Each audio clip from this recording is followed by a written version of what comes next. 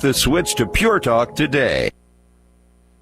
Kenyans have been given a special holiday to plant 100 million trees as part of the government's goal to plant 15 billion trees over 10 years. The aim is to get every Kenyan to plant at least 2 trees and continue to grow more every rainy season. The government says about 150 million seedlings are available in public nurseries across the country. An internet application will be used to track progress. The government has, however, been criticized for failing to tame illegal logging in forests. The effects of climate change on the country have been severe, so the tree planting initiative will likely receive support across the political divide and in the private sector. That's BBC's Ann Soy reporting.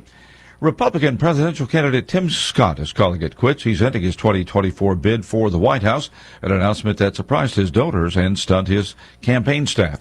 Breaking news and analysis at townhall.com. Authorities in the northern Indian state of Uttarakhand are racing to the rescue for about 40 workers trapped inside a collapsed tunnel. By last night, officials were able to make contact with the trapped workers and have sent down dry food rations and water while also pumping oxygen into the tunnel. Now the challenge is getting them out. Efforts have been slow as emergency workers have to contend with falling mud and debris. Officials have not given a timeline for when they may be rescued. The laborers were working on the Silkyara Tunnel in the northern state of Uttarakhand. It is an ambitious project by the federal government to connect some of India's most popular Hindu shrines. And that is BBC's Samira Hussain reporting. Virginia's State House will soon have its first black speaker in its 400-year history. That comes after the chamber's incoming Democratic majority chose Don Scott to serve in that post. More of these stories at townhall.com.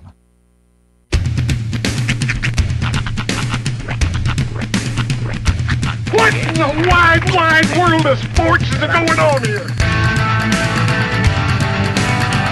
I promise you, whatever scum did this, not one man in this force will rest for 1 minute until he's behind bars. Now let's grab a bite to eat. Yeah, come on. I feel the hot wind on my shoulder and the touch of a world that is older. I hit the switch and check the number. I leave it on and then I slumber. I hear the rhythm ringing through it. Flamenco guitar and cumbia music. I hear the talking of the DJ. The devil listen, what does he say?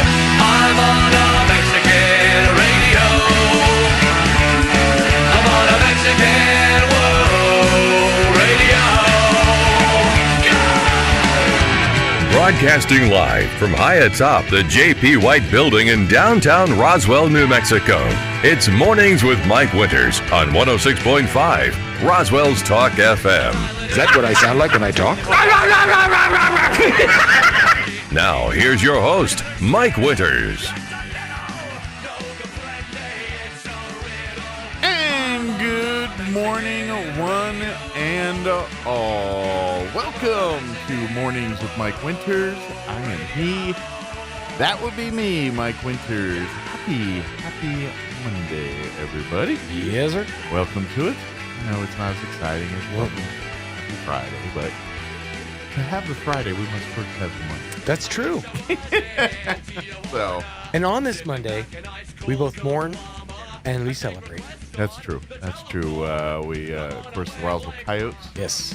Advanced Friday night. Destroyed Mayfield. To the semifinals, took care of business, and then Goddard fell to Deming on Saturday. So the Goddard football season is done. Yep. But Roswell moves on, and we have two, and of course Artesia won on Saturday.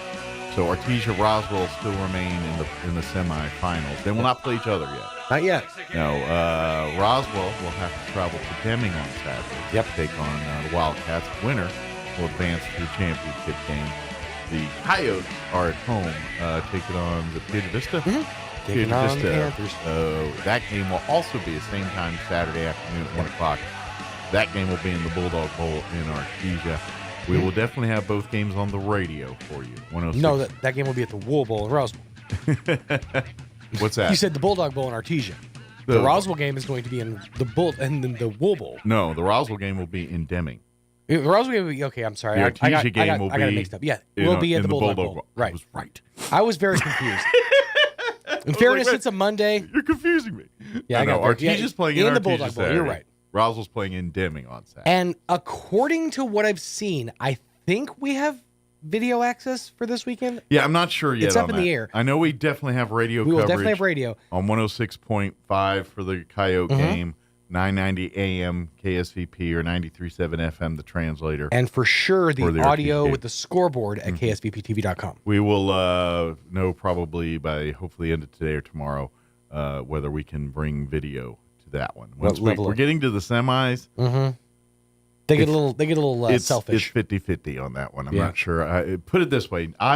Probably next week, the championship game, we will probably be locked out of that one for video. But this one is kind of 50-50. We're working on that one right now. We'll let you know as soon as we get that confirmed. Veterans Day weekend, of course, we had lots of great veterans events and lots of things going on around town. Right.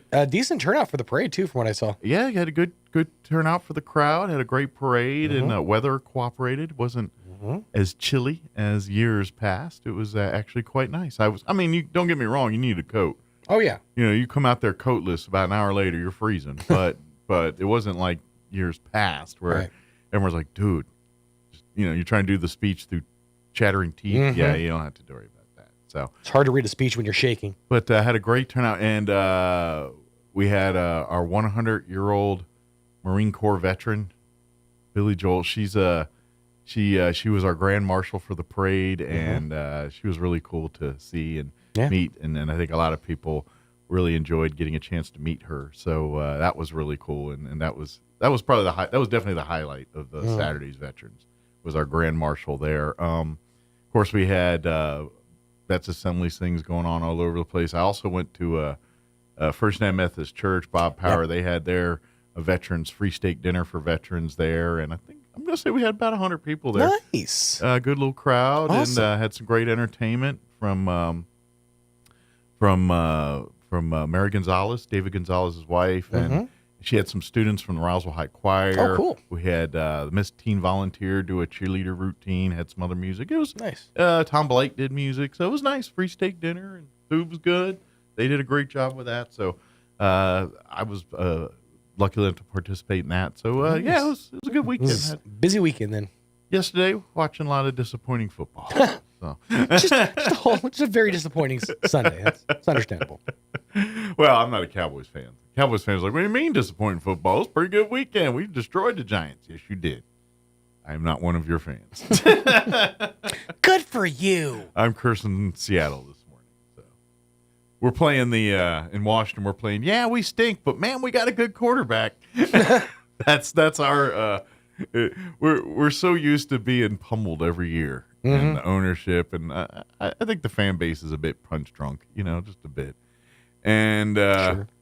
and it really is. We're losing these games. We're losing them close. I mean, the team rallies and they almost win, and they we'd say we almost beat Philly twice. We're losing in fine fashion. Hey, at least you guys lose good. Yeah. I mean, you could be ugly losers. At least y'all lose pretty. Well, and that's just it. It's one of these things like, yeah, but Sam Howell threw for 300 yards and 2 touchdowns and 3 picks. He's on his back 13 times. I was like, but but that's the state of fandom in that we're still getting our butts whipped, but we're like, but we got a future. You're saying there's a chance. So someday it's such a. You know what? It really is. I think the Washington fan base are kind of like domestic violence victims. You know what I mean? We're just a little, just a little, just a little shook. Yeah, we're just so used to getting beat. It's just that we get this glimmer of hope, and it's like, well, this is different this time. But there's going to be something. This time it's going to be good. And it's that mindset of, oh, well, it's different now. Is it? Yeah. Eventually, you have to realize you can't fix them. Yeah. Yeah, I don't. They have to want to fix themselves, Mike. Well, this off season will be interesting because I'm sure they're going to clean house and blow that thing up. Question is, are they going to go with Bieniemy and Sam Howell? Or are they going to go in a completely different? That's the big question. Like the two glimmers of hope out of this pile of turd is Eric Bieniemy and Sam Howell. So we'll see what that comes out of that. So, but needless to say, I don't see us winning many more games this year, but we'll lose them in momentous That's right, in grand fashion. Exactly. As long as you lose pretty, that's all that matters. I'm tired of it. I'd rather look like a disheveled homeless man with a bunch of victories under my belt than look good and stink. Let me give you the rundown for today's show before I go into a spiraling depression about my football slip into a solid cystic nightmare. Where my fragile happiness goes away. Matt Bristol from Mr. Bristol Law Office is going to join us here in just a bit. Matt joins us once a month to give us sage legal advice. We'll talk a little bit about asset protections this particular session. Protect your assets. That's right. Because if you won't, no one else will. Mm-hmm. In the 8 o'clock hour, we're going to have Rolla Aston join us. Of course, Rolla's been on multiple times. He came on initially during the Big Read time a few years ago to talk about the Big Read. He's joined us to talk about concerts at the Anderson Museum. He's a musician in his own right. So he's got a concert coming up, so we're going to talk about that. Oh, and when he's not, I did a thing because I was trying to find a little bit about his concert, and he's a big-time volunteer over at the Humane Society. Like, they had a big article, that's what I was trying to say, in the paper over the summer about him, supporting the Humane Society and volunteering with the animals and all that stuff. Mm-hmm. And nice. Kind of his cathartic thing to work with the animals. So kind of neat. So when he's not doing all that, he's playing music and all that good stuff. So we'll have our conversation with Rolla, talk about his event here about 8:15. And then speaking of the Humane Society, adjacent but different, John and Crystal Noble with Roswell Seed. They're wearing John will be the lead from Roswell Seed here.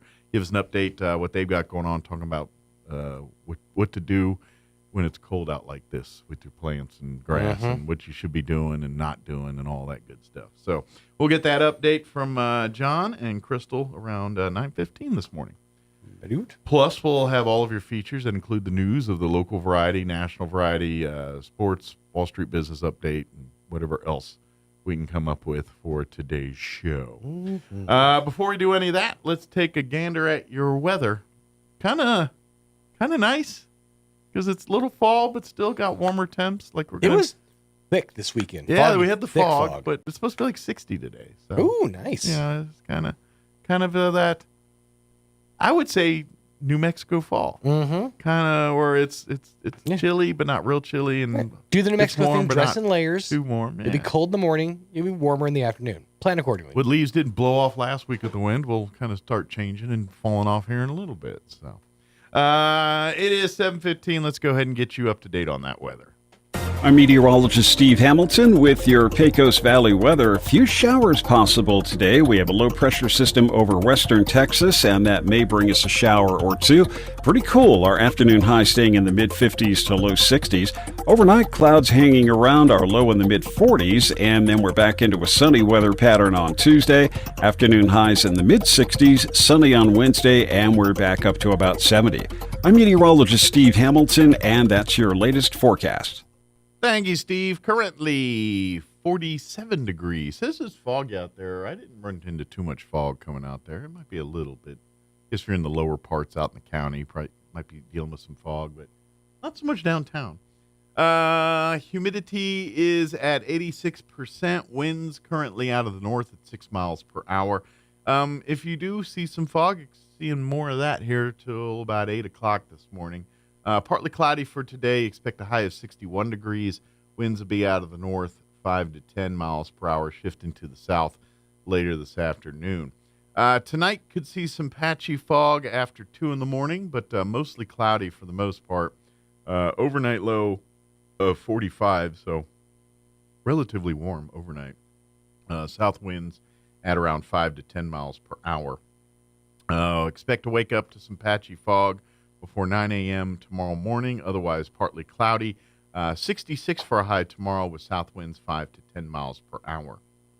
Tuesday night, partly cloudy, overnight low of 40, south winds 5 to 10.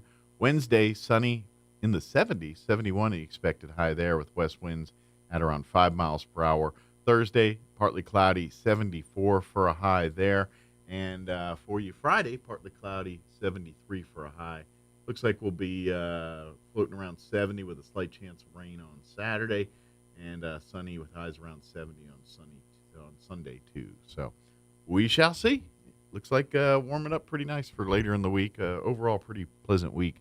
Looks like for the most part there. So enjoy. All right, 7:18. We're going to take a 3-minute commercial break. Have not gotten a livestock report from Smiley. Shot an email, but haven't heard anything yet. So if we get that a little later on, we'll make sure we get that up there, but don't have it yet for this morning. So we're going to take a quick commercial break, and then Matt Bristol with Bristol Law Office will join us on the other side. Don't go away. You're listening to Mornings with Mike Winters. It's that time of year again. Medicare open enrollment has started, and the New Mexico Aging and Long-Term Services Department is here to help. Hi, I'm Jen Paul Schreier, Cabinet Secretary Designate, and I invite you to call us for free, unbiased options counseling from our experts to ensure you are getting the most out of your Medicare coverage. Open enrollment runs from October 15th through December 7th. Call us today at 1-800-432-2080. That's 1-800-432-2080.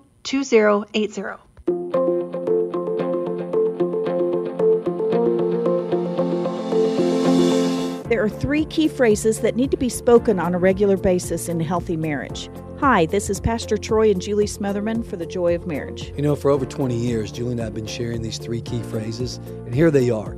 I love you, I'm sorry, and I forgive you. Ephesians 4:32 says, be kind and compassionate to one another, forgiving each other, just as in Christ, God forgave you. You know, it's so easy to expect others to love us, to say I'm sorry, and to forgive us. But you know, it's really a gift that we give each other. You know, the Bible teaches us we sow and we reap. Sow into your spouse, I love you, I forgive you, I'm sorry. And then you'll reap a harvest in return. Someone has to start the process. Let that be you today so you can really enjoy your marriage. If you have any questions or would like further information about the Joy of Marriage Ministry, please go to jomconference.com. Here is your chance to get the furniture you've been dreaming of. Hi, this is Melanie from Glenn's Furniture, and it's time for a sale. We are giving additional discounts on everything in the store. That new bedroom set you've had your heart set on, a dining table for new family members, even artwork to enhance your space. It's all here right now at discounted prices. Don't miss out on this rare sales event. Come see us at Glenn's Furniture on the corner of Union and Alameda, where delivery is free since 1953. Hey, this is Jennifer from Trustmark Roofing. Every storm chaser's worst nightmare. You know storm chasers, those out-of-town roofers that descend on neighborhoods after big storms. They come in, do a crummy job, then poof, they're gone forever. Well, a few years ago, our area had a hailstorm, and right on cue, storm chasers showed up. I was driving home from work one evening and saw one talking to an elderly lady on her porch. I said, not today, buddy. I did a U-turn, pulled in the driveway, and walked right up to them. I warned the woman who they were talking to, and I chased away the storm chaser. The woman's daughter called me later and said a storm chaser ripped them off a few years ago. She thanked me for stopping this one and chose Trustmark for her roof. Trustmark Roofing. Every storm chaser's nightmare. Every homeowner's champion. Call today for your 20% off coupon for our spring and roof gutter maintenance service. 575-755-ROOF. Or visit TrustmarkRoofPros.com. Trustmark Roofing, we put people first. Here's a Mornings with Mike Winters fun fact. Men are 6 times more likely to be struck by lightning than women. That's because men are 6 times more likely to wear a tinfoil hat in a thunderstorm. Here's Mike Winters. And good morning. It is 21 minutes after 7 o'clock, and joining us in studio this morning, Matt Bristol back with us from Bristol Law Office. Good morning, sir. Morning, Mike. How you doing? Good. How's life treating you? Good. How was your Veterans Day? I mean, you served in the service, in the Air Force. I did. Yeah, I was emceeing a lot. I was emceeing the Vets Parade and emceed that dinner. So, good. Eating free food and attending various events. That was my weekend. Well, awesome. Yeah. How about yourself? Did you do anything exciting this weekend? Oh, shot some skeet on Saturday. That's always a lot of fun. And got to the gym. My doctor tells me I either get the blood pressure down or I will go on meds. So upped my membership at the gym. Very good. Good deal. Seeing what's this equipment do?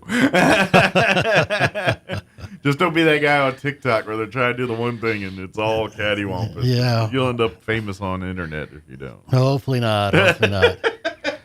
Well, you're talking about your Washington team. Whatever name did they decide on? They are the Commanders Okay. for now. However, the new ownership said after this season, all is on the table here. So who knows what they're going to. I know one thing: it will never go back to being the Redskins. Yeah, they pretty much said as much. That is a done era. It is put that one to bed. We're moving past that. So. Oh well. Yeah. What can you say? But as of this moment, they are the Washington Commanders. Commanders. So we'll see what they do next year. Of course, they probably will be the Commanders next year, but whether they are after that is anybody's guess. So. Well, maybe they'll have a better season with a better name. Sure. Well, and who knows? I mean, like they got that glimmer of hope. They got new ownership. They got this young quarterback that seems to be taking the world by storm, and they got coaches that they think are probably they're getting their audition this season. I think they're not passing it. That's my that's going to be my guess. I'm going to think they're going to clean them out next year and bring in their people. And they've already done a little bit of that, like some of the analytics side of things, sports, the number studiers and all that. They've kind of brought in some new analytics people already. Usually that's the first sign. When you see those people coming in, the rest will be getting their pink slips pretty, shortly thereafter. So. Oh, well. We'll see what happens. Well, good luck to those guys. But, speaking of, I guess, if you get into that area where you're worried about whether your job, maybe this conversation we're talking about here might be something you want to pay attention to. For folks who don't know, Matt joins us once a month, and we always talk sage legal advice. Sometimes a lot of it involves around financial planning and finance, things like that, because though Matt's not an accountant or a retirement planner per se, if you don't do it right, then there's a lot of Matt involved. Unfortunately, that's true. Yeah. So Matt tells you these things. So all you really need to deal with is your financial planner, not a lawyer so much. If that makes sense.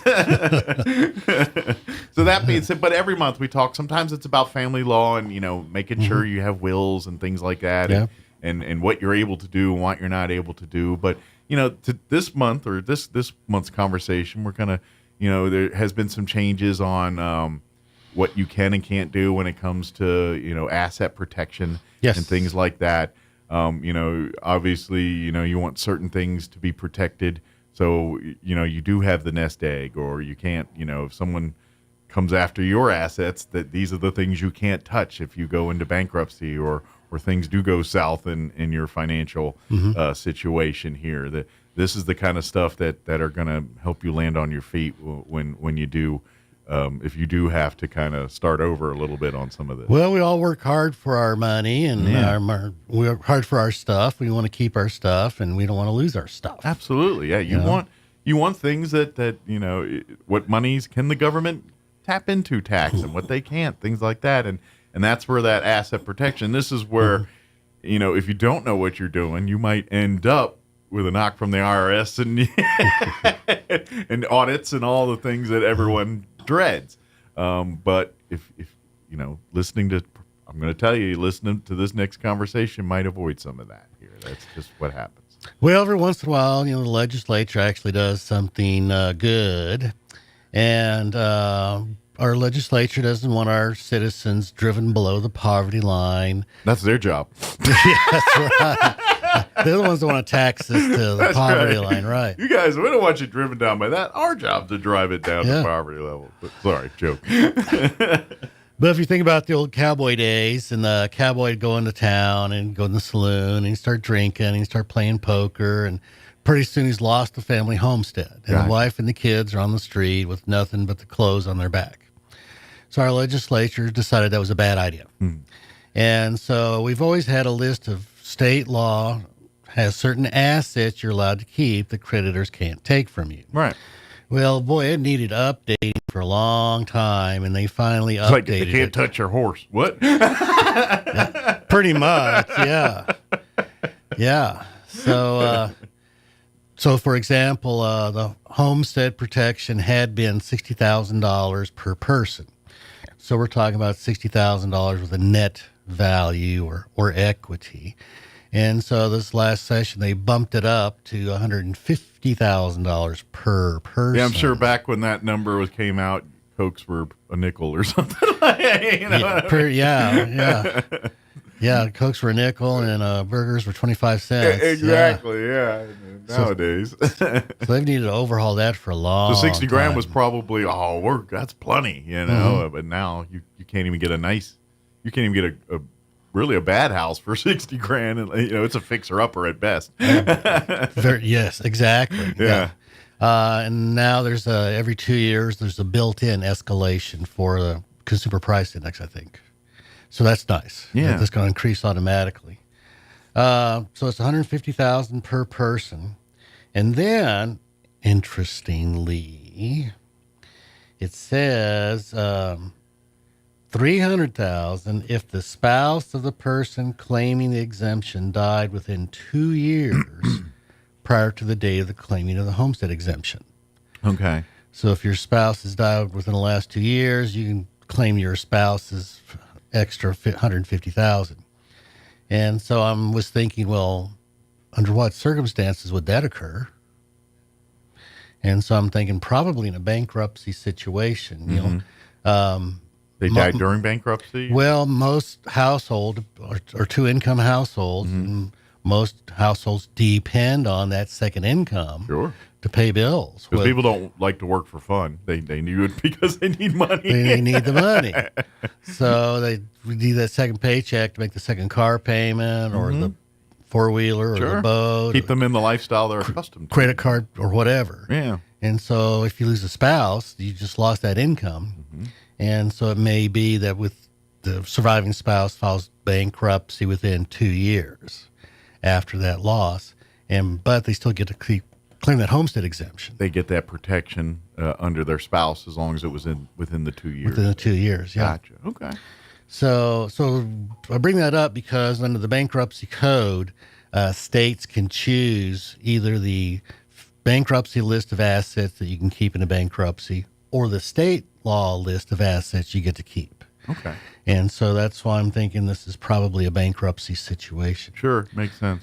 And I could see that happening probably pretty common, actually. I bet that's more common than you think that, you know, especially the high earner dies. Yeah, especially the higher earner dies. And next thing you know, insurance, hopefully life insurance helps with some of that, but not everybody playing that way. And so then they get into these situations. Yeah. Yeah. So, and then people have the oddest misconceptions. I had a gentleman come in some time ago for a bankruptcy, and he just lost his wife. I said, well, I'm very sorry. And they were both on Social Security, and he was getting a big check. So that means, you know, he made a bunch of money at some point in his life. And he didn't realize that when his wife passed, her Social Security check would stop. Thought it'd just keep coming in. Yeah. Like, no, when the death certificate hits, they tend to get those things. Yeah. And so, I mean, I've just in my work, I've known that for so long. I was really taken aback that he didn't know that. And then he was asking about, can he keep the house and in a bankruptcy? And I said, well, do you have a mortgage? He goes, yeah. And I said, well, as long as you keep paying the mortgage, you know, you can keep the house. Yeah. And he's like, oh, well, I just thought I could keep it. Without paying for it? No. They still want their money. You know? Yeah, so there's a lot of weird misconceptions. But these protections under state law. Was his name on the house? Or was it just her name? Okay. Yeah. Okay, yeah, then he's liable as anybody on it. Yeah. I don't know why he thought he'd get a free house. Yeah. Like, people, weirdest things. I mean, you might get a sorry for your loss, but they still want their money. Yeah. So, I had a guy come in one time, he was an engineer, whip, and wanted to file bankruptcy. And I said, okay. And we're talking. And he'd been down there 18 years. And I said, okay, well, what kind of retirement do you have with Westinghouse then? And he says, I don't have any. I said, what do you mean you don't have any? He says, well, my friend said, that's when you know things are going to go sideways. Right. Well, my friend said that if I filed bankruptcy, I couldn't keep the retirement. And so I took it out and spent it. And I said, well, hope you had a good time, because that's about your last one for a while. I said, well, Mr. Engineer, you get to keep that in a bankruptcy. And his jaw just hit the table. Oh, man. But under state law, retirement plans are also protected. Stay healthy. You're going to be working a while. Yeah. Don't fooling. And you're an engineer? Right. I don't think so. Yeah. But under state law, retirement plans are protected. Mm-hmm. So this is state law, whether you file bankruptcy or not. Okay, so you don't have to file bankruptcy to get these protections. Mm-hmm. So you get the $150,000 per person on a homestead. If you're a renter, you get a miscellaneous $15,000 to protect any other thing you may own. Sure. But retirement accounts are always protected under state law, and that's really a good place to hide all of your wealth. Is IRAs, 401k, Roths, whatever. Hide your money. That's why when they're young, they always, when you get your first job, they always say set these kind of things up. That's for that reason. And ideally, if you build into them and keep adding to them over time, and you built yourself a nice little retirement by the time you're ready after 20, 30 years of working. Yeah. So a youngster should max out his retirement plan within the first year, if possible, of employment. Yeah.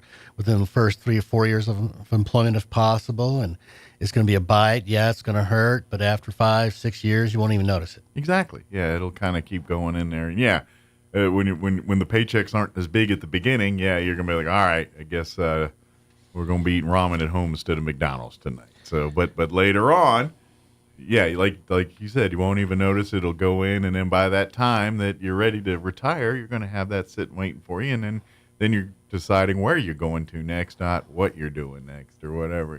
That's the quote unquote American dream, so to speak, is doing it that way. Well, that is the only really American dream. It was never a guarantee that your employer was going to give you a gold watch and a bucket of money when you retire. Yeah, you got to protect yourself. Yeah, that was never the plan. The plan has always been you really have to take care of yourself. Absolutely. So payments, pensions, profit sharing, individual retirement accounts, annuities are protected by state law. Disability payments are protected by state law. For you people out there, basically under the age of 40, you have a better chance of being disabled and dying. Disability insurance is a better investment than life insurance. Let's see. But that should shift as you get a little older too. As you get older, yeah. You get and your lifestyle changes and priorities change, and you too should be shifting and adjusting that as well too. Yeah.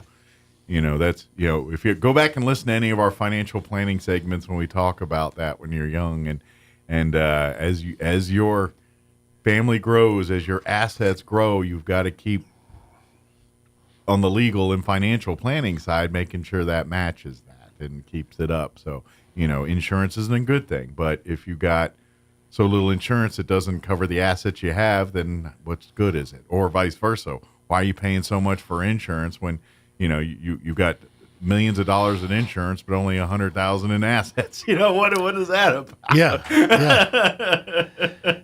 I got a buddy of mine. He's got more money in life insurance than he's got in the bank. And I'm like, okay, it's nice that you're worth dead more than if you're alive, but how does that do you any good? Sure.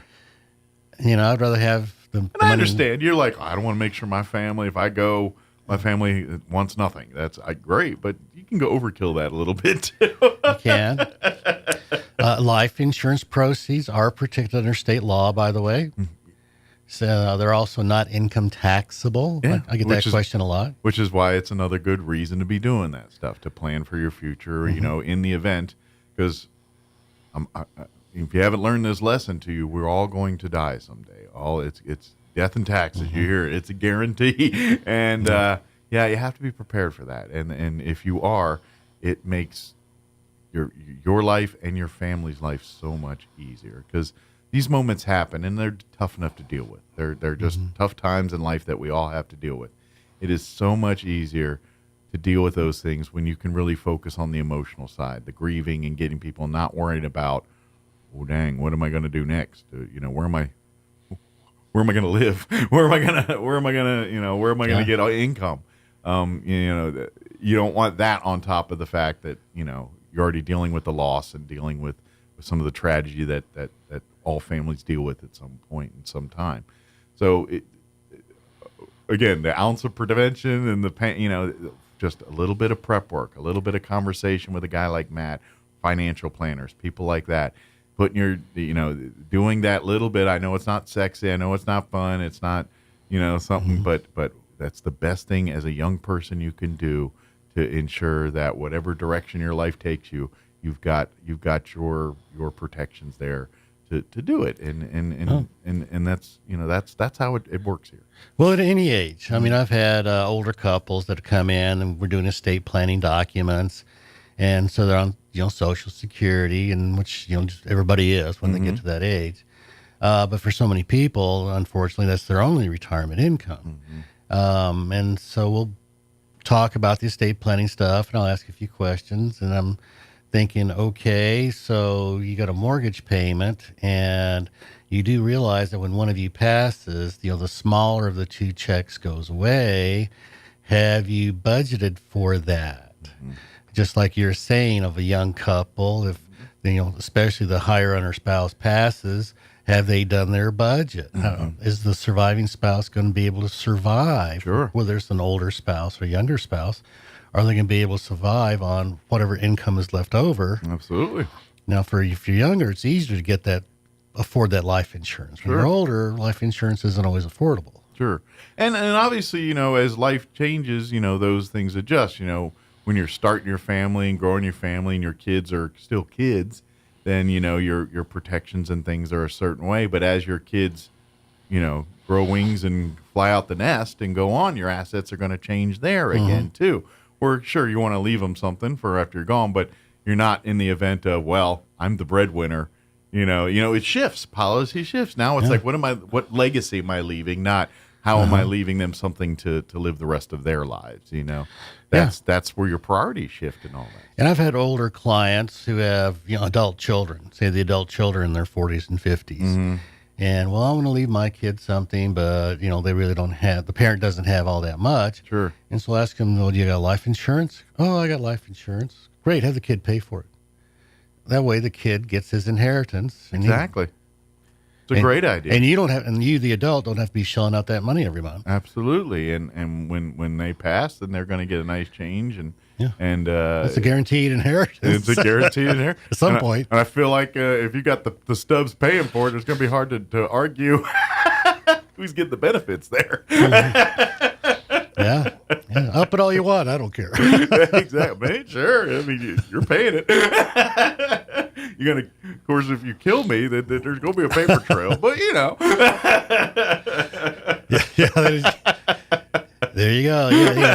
Yeah, you don't kill them because you lose that insurance real quick. You keep paying. The insurance companies figured that one out. Yeah, exactly. But the whole point of, if you take nothing from this today is if you don't have plans or understand in place, maybe you should think about it. But if you have been doing that, good thing. No, the state has done some changes here, and it might, and most of it to your benefit, it sounds like. Absolutely. So please talk with your financial planners, talk with your lawyers if you need to do any of this kind of updating, or especially if this impacts your will or benefits that way.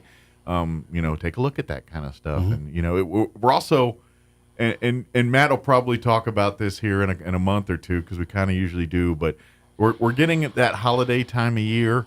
That time of year when families gathering and things like that, and a conversation we always like to talk about is usually that's a good time of year to kind of have the conversation about what happens when grandpa or grandma goes. Absolutely. What does the family need to do here? Where do they need to turn? Who do they need to turn to? Yeah. And that way we'll be talking about that in December. Yeah. Yeah. So and usually it just kind of lines up that the holiday season is usually a good time for that, because that's the most time that especially your distant, your older children and things are coming to visit. And hopefully so. Things like that. So it's a good time for the family to be around to talk about that. Say, hey, if I die, there's the cabinet in the office that's got this paperwork, or this is the number of my lawyer or financial planner. This is the one who's got all of the the ducks in a row. This is the person you need to talk to. Everybody needs to know that information. Absolutely. Yeah. Whatever. And if you don't have something like that in place,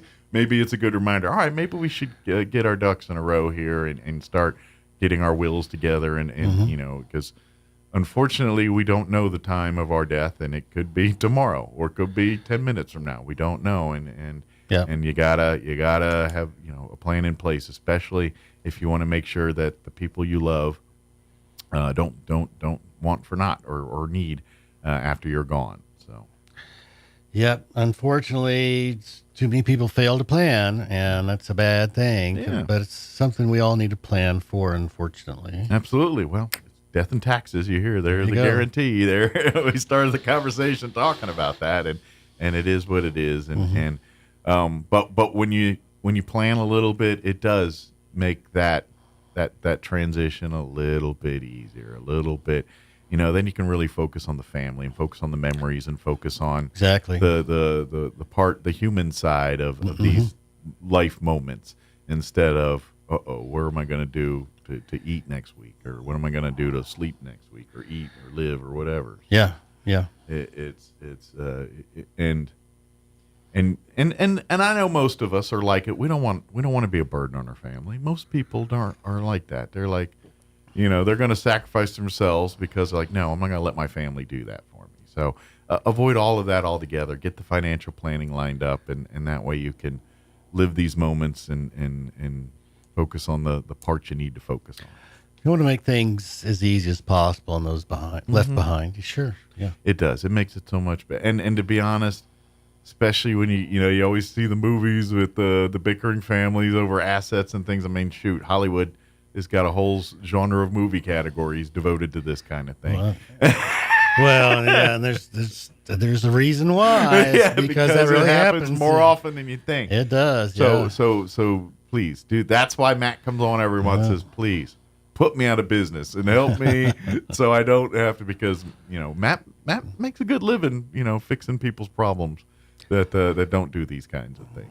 So unfortunately, that is true, and that's when we end up in probate court trying to sort things out. So do it for yourself, and then encourage your kids to be lawyers so they can fix other people's problems too.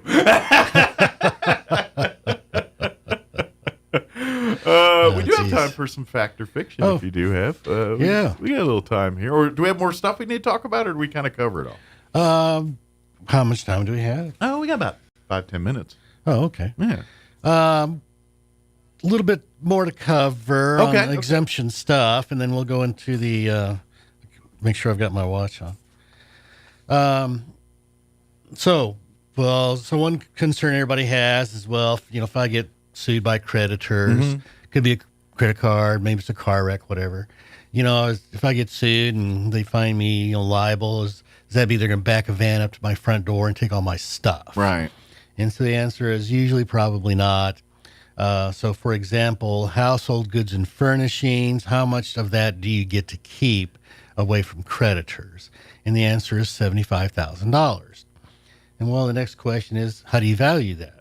Is that replacement value if I had to go buy a new couch? And the answer is no. It's, what is your couch worth today? Gotcha. So if they just bought a new couch, then it's probably worth about what you paid for it. But if it's been in the house for 20 years, and probably not worth much. Right. What's the value of a 20-year-old couch? Yeah. What's the value of a 20-year-old dining room set? Right. Not a whole lot. Yeah. What did you get for it at a yard sale, basically? Yeah. So used to, you could protect up to $5,000 with a net value of a motor vehicle. Gotcha. Okay. One vehicle. And so that was the old stuff. Now it's... So pick the nicer of the two if there's more than one vehicle. So now it's $10,000 in motor vehicles. Okay. So it's plural. Okay.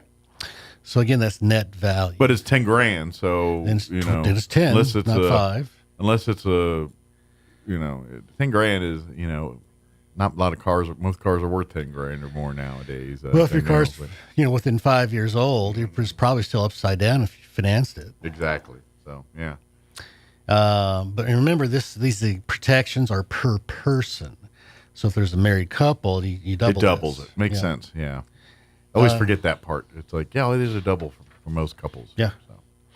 So used to it was $2,500 worth of jewelry. Now it's a wedding band, engagement ring, and $5,000. So even some of the sentimental separates from the value side. It's like it's a wedding band.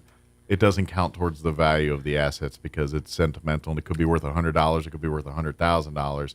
It's equally value because of the sentimental side. Apparently so, yeah. So it's Makes sense. the wedding band and engagement ring are protected, plus another $5,000 for the jewelry. So that's kind of nice. Yeah, absolutely. VA benefits are protected, disability, workers' comp, all protected. Medicaid, food stamps have always been protected. Those protections continue. Health savings accounts are now protected assets. Oh, good. That's a good thing. Absolutely.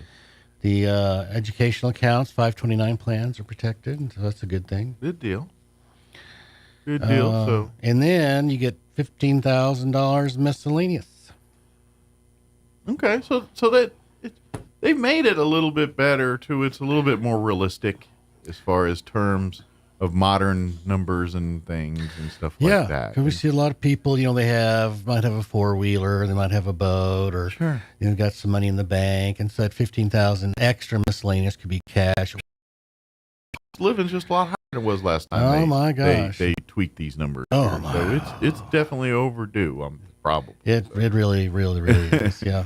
It's that's something that people don't think about in law. And it's like sometimes you got to change the laws with the times here and make like you always see those. At least back in the day, I remember it used to always be in the newspaper and stuff. That they'd kind of have the satire section and always be like something like arcane laws and he's like, these laws are actually on the books in so Wyoming, and it talk about something with your horse or something like that. And it's true with laws that are still modern and being on the books here, too. And some of these, and it's like, yeah, that was relevant in 1945, but it's not in 2023. And so we need to make that to something that's more reflective of current time. Well, I'm glad our legislature finally caught up to the times. That's a good thing. That one was probably a little long overdue. Yeah, sure was. Absolutely. So one of the ancient wonders of the ancient world was the Colossus of Rhodes. Yes. And it was so famous, in fact, that instead of the people, it's an island of Rhodes, and instead of being called the Rhodes people, they were called the Colossus people. They're so famous. And so in the New Testament, that's why Paul wrote the letter to the... Oh, I don't know. Colossians. Okay. Oh, that's instead of the... Okay. That's why there's the letter to the Colossians. Well, who in the heck were those guys? That was the Rhodes people. Yeah. The Colossus of Rhodes. Yeah. Interesting. Okay. I always kind of wondered, where are those people and who are they? And because you never hear of a country called that. Yeah. But I do remember you talk about the Colossus and the one of the wonders of the world and the roads and all of that. So that part I knew. So it was interesting. It's kind of... Yeah, and the island is really interesting. It was used as, during the Crusades, the Hospitallers built a castle there, and where they would take care of people and stuff. So, and then the Arabs eventually invaded and invaded the castle. But it's a cool place to visit. Yeah, that's something that I find fascinating. We talk about history, and you talk about the times we live in today when it comes just to getting around to places. Like now it's all on a phone. But even when we grew up, it's like, no, you bust the map out of the glove box and you learn. And it's like, you don't realize back in the day, there wasn't even roads, let alone maps to the roads for the roads. And then so it's like when that's why it's so amazing, these feats, when we talk even about, when they voyaged to the New World, it's like they weren't following GPS or at best they're looking at sextants and stars and navigating that way. But there really wasn't a road map to any of this kind of stuff. And so, to me, that, when we talk about Colossus streets and people don't realize how much of an advance to humanity that kind of thing really is, and how much that, you talk about moments that make the world smaller, and we always talk about internet and phone. I'm like, roads. Those are the real ones that kind of started this type of stuff. Well, when we finally got an accurate clock, that's when sailors at sea could start determining longitude. Yeah. And so it wasn't until then that they kind of had some idea of where in the heck they were in the ocean. Sure. I mean, otherwise it was, well, we're going to follow the setting sun and cross our fingers. And Right. It's a cloudy day. What are we going to do now? Exactly.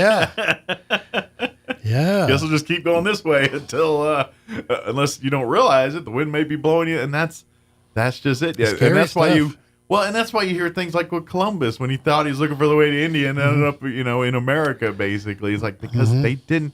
It wasn't like they said, "Oh shoot, we're supposed to hang a left in Albuquerque." They don't have any of that kind of stuff to navigate. That's with. right. So, yeah.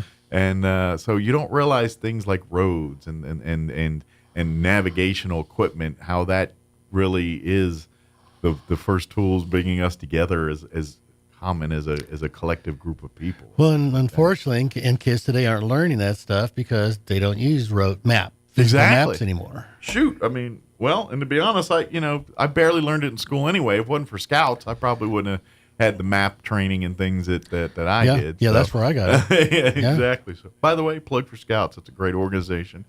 Find a trooper pack near you. There's a bunch in town, and now that we can let females through, they do a great program and highly recommend. Yes, we have a female scout troop, and we got a couple of the females who are working on their Eagles, so it's great that a woman can be an Eagle Scout. Anybody can come and be a part of it. Find it. Like I said, we have enough packs and troops in town that more than likely there's one in a neighborhood nearby you, and if you call the district office, they'd be happy to point those out and find one. And Scouts teach leadership, they teach morals. Absolutely. And I mean, where else do you find that today? I had great parents. I'm not going to cheapen any of the other influences of my life, but I attribute much of what I am today through my experiences in scouting. Oh, absolutely. And that's Scouts taught me that there's two sides to aluminum foil. There you go. I learned about bacon stretchers and left-handed smoke shifters, too. Yeah, there you go. Then when I got in the Air Force, it was things like K9P and flight line that you were looking for. But 50 feet of flight line. That's right. But back in the Scouts days, it was left-handed smoke shifters, bacon stretchers. There's a couple others. Left-handed tent wrench. Yeah. There's a few others in the mix, too. Go give me 50 feet of shoreline. That's right. Yeah, but it's a great organization. Please look into it. I guarantee if you want to give your child an opportunity to see and do things that they wouldn't normally get to do, exactly, scouting is a great opportunity for that. So exactly. Well, we got time. We did our fact and fiction. If you have any questions about anything, including the scouting side, don't hesitate to reach out to Matt Bristol. Give us a call, yeah. Yeah, if you go to bristolllawoffice.net, or I was like, I know it's not .com anymore. .net. I'm getting there. I'll get it. .net. I'll get it right one day. I was .org in it this time, but .net. If you go to mattbristol.net, you can BristolLawOffice.net. BristolLawOffice.net. Go there and you can set an appointment up or talk, and we'll get. And then here's the thing. If you're not sure if you need an attorney on this, then err on the side of let's talk with Matt. Let Matt tell you if you need an attorney. And that's a good point, because there are times when people come in and say, "Oh, this is the situation. Do I need to fix it?" And my answer's like, "No, you're fine as it is." Yeah, absolutely. Or all you need is this little tweak here. If it ain't broke, we don't fix it. Absolutely, and you may end up doing more stuff that might cause you more headaches than less by trying to do it. And for the love of God, internet lawyers are you get what you pay for on that one. I'm just telling you. Yeah. I'm just telling you. Yeah, you get what you pay for. That's dangerous. Stay away from that stuff. Like if you're going to WebMD for your medical research, then you're probably going to get about the same amount of service by doing that with your law stuff too. Yep. Very good. So we'll see second Monday of December. We'll see you in a couple weeks here. And have a happy Thanksgiving if I don't see you between now and then. Thanks, Mike. You too. And we'll see you in December here talking about Christmas. Looking forward to it. Stuff. Good deal. Well, thank you, Matt. Appreciate it as Thanks, always. Mike. All right, it is 7:56. Let's pause for news and a quick break before, more news. Don't go away. You're listening to Mornings with Mike Winters. Now for your Pecos Valley news update. I'm Jared Cirillo. A grandmother charged with allowing her grandson to overdose on fentanyl has had her trial moved out of Eddy County. Judge David Finger ruled last week that he could not seat a jury locally due to intense publicity of the case. Kelly Smith is charged with child abuse resulting in death after 12-year-old Brent Sullivan ingested fentanyl that was found in a shed 2 years ago. Police later said Smith had been giving the boy the powerful painkiller for years. It's expected the trial will now be held in Chavez County. Last week, Smith's daughter and the boy victim's mother was sentenced to 14 years in prison for her role in the boy's death. A giraffe has died at the Hillcrest Park Zoo in Clovis. The city announced on Saturday that Jael, a 22-year-old Rothschild's giraffe, was dead. The cause of the death is not known. According to the zoo, Rothschild's giraffes, named after the famous British zoologist Lord Walter Rothschild, are a unique and endangered subspecies known for their distinctive markings and towering structure. Typically, giraffes in zoos have a lifespan of anywhere from 20 to 25 years. You're up to date. I'm Jared Sorello. With the Wall Street Business Report, I'm Ken Lormand. A new large study finds that the popular weight loss drug Wegovy reduced the risk of serious heart problems by 20% in certain patients. The international trial showed the weekly injections prevented heart attacks, strokes, and heart-related deaths. Wegovy is a high-dose version of a diabetes treatment. The credit rating agency Moody's Investors Service has lowered its outlook on the U.S. government's debt to negative from stable. The agency cited the cost of rising interest rates and political polarization in Congress for its move. Last year, consumers lost $8.8 billion to scammers, and the Federal Trade Commission says older adults lost the most money compared to other age groups. But the National Council on Aging warns everyone can be targeted by scams. It's just that the techniques may differ. For the Wall Street Business Report, I'm Ken Lormand in Washington. At Richland Motors, it's never been easier to sell or trade your current car, truck, or SUV for a newer model to hit the road in. Even if you don't purchase from Richland, they want to buy your vehicle for top dollar. But if you do buy from Richland, don't forget, they're the home of the powertrain warranty for life. That's a whole lot of confidence for you. See Richland for details. 2nd and Sycamore and 1309 Southeast Main. Hey neighbors, there's a source for all your appliance needs in the area. We're Roswell Appliance Outlet. We sell new minor scratch and dent appliances, and we'll help you save 40 to 60% off of MSRP. All come with warranty and personalized service. We also offer parts and service for your existing household appliances. We offer financing and delivery options as well. Don't make that big box store mistake. Come see us at Roswell Appliance Outlet today at 600 South Main in Roswell, or call 575-363-9236. For the potential government shutdown. Government funding runs out at midnight Friday unless Congress can pass another temporary budget. To avoid a shutdown, Republican House Speaker Mike Johnson is proposing an unusual stopgap plan that includes a January budget extension for some agencies and a February extension for others. Democrats are slamming the idea. The White House called it a recipe for more chaos, and even a few Republicans don't support the plan. Greg Clugston, Washington. Los Angeles motorists should expect traffic snarls indefinitely as crews assess just how much damage was caused by a weekend fire under an elevated interstate near downtown. Unfortunately, there's no reason to think that this is going to be over in a couple of days. We cannot give you an estimate of time right now. Those comments from Mayor Karen Bass airing on ABC 7 Los Angeles. That bridge normally carries about 300,000 vehicles per day.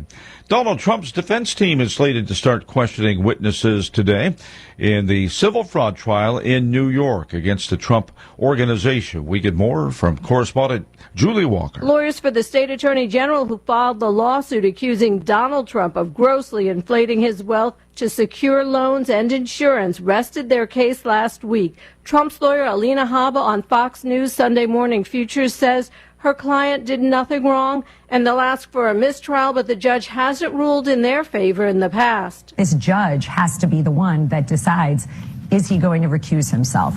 Does he feel that there was a mistrial? It's a bench trial. We have one judge, and it's the same judge that issued the gag order that has to make those determinations. On the witness stand last week, Trump testified he did nothing wrong. Julie Walker, New York. More on these stories at townhall.com. Here's an important message from the Diabetes Solution Center. Do you like pricking your fingers to test your blood sugar levels? No one does, but it's important to maintain your health. And now, by wearing a small remote device called a continuous glucose monitor, or CGM, you don't need to prick your fingers anymore. It's easy to use and helps you make more accurate diabetes treatment decisions. If you are testing your blood sugar 3 or more times daily, injecting insulin, or using an insulin pump, call the Diabetes Solution Center right now. And if you have Medicare or most major insurance coverage, you may be able to get a new CGM at little to no out-of-pocket cost. Shipping is free, and we'll even bill your insurance company for you. If you are testing your blood sugar 3 or more times daily, injecting insulin, or using an insulin pump, call the Diabetes Solution Center right now to learn how to end the painful finger sticks and get your own continuous glucose monitor, or CGM, at little to no out-of-pocket cost. Ahead of tomorrow's observance of World Diabetes Day, Dr. Christopher Wrench with the London School of Hygiene and Tropical Medicine says even moderately high blood sugar levels could be linked to a greater risk of heart disease. What we found is that the risk of heart disease was present both among those who had very high blood sugar levels, typically the amount used to define diabetes, but also we found these risks present in men and women with moderately elevated blood sugar levels below the typical threshold of diabetes. President Biden and his Chinese counterpart meet at the Asia-Pacific Economic Cooperation Summit this coming week in San Francisco. U.S. Senator Bill Hagerty. Everything that China is doing is reckless and aggressive. There's a real concern that there could be miscalculation, and we could break into something very, very dangerous there on a third front. Breaking news and analysis at townhall.com.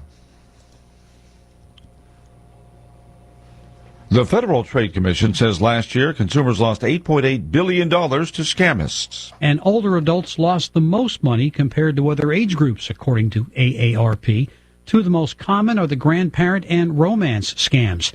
Other common scams are investment scams, tech support scams, and impersonation scams. And while sometimes conversations about online safety can be complicated to navigate, the National Council on Aging recommends families talk about scams more often in their day-to-day lives. Rhonda Rockster reporting.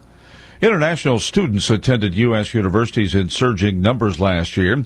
A new study from the State Department and the Institute of International Education finds international students in the U.S. grew by 12% in the 2022 through 23 academic year. That was the largest jump in more than 40 years. More of these stories at townhall.com. From Washington, I'm Bob Agnew.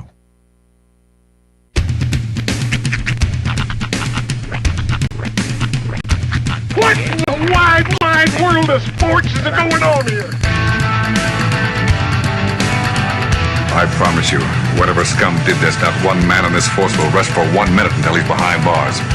Now let's grab a bite to eat. Yeah, come on. I feel the hot wind on my shoulder and the touch of a world that is older. I hit the switch and check the number. I leave it on and then I slumber. I hear the rhythm ringing through it. Flamenco guitar and cumbia music. I hear the talking of the DJ. The devil listen, what does he say? I'm on a Mexican radio. I'm on a Mexican radio.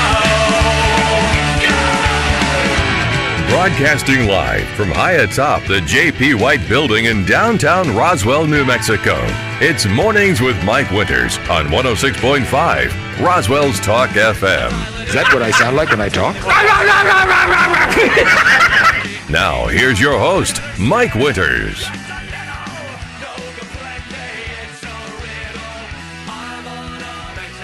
And good morning. It is 6 minutes after 8 o'clock. Welcome to hour number 2. That is of Mornings with Mike Winters, right here on 106.5 Roswell's Talk FM. Happy Monday. Sorry, it's not Friday. It's a real oxymoron. I try real hard to be like, yeah, welcome to Monday, but no one's like, yeah, it's Monday. I'm sorry. It just doesn't, you know. If I was Garfield and ate lasagna, you know what I mean? It is. Greg Birch pulled the very Chuck Lorre-esque, was it Happy Monday or yeah, thank God it's Monday, said no one ever. That's what it was. Well, happy Monday. Yes. Hopefully the Monday is going well.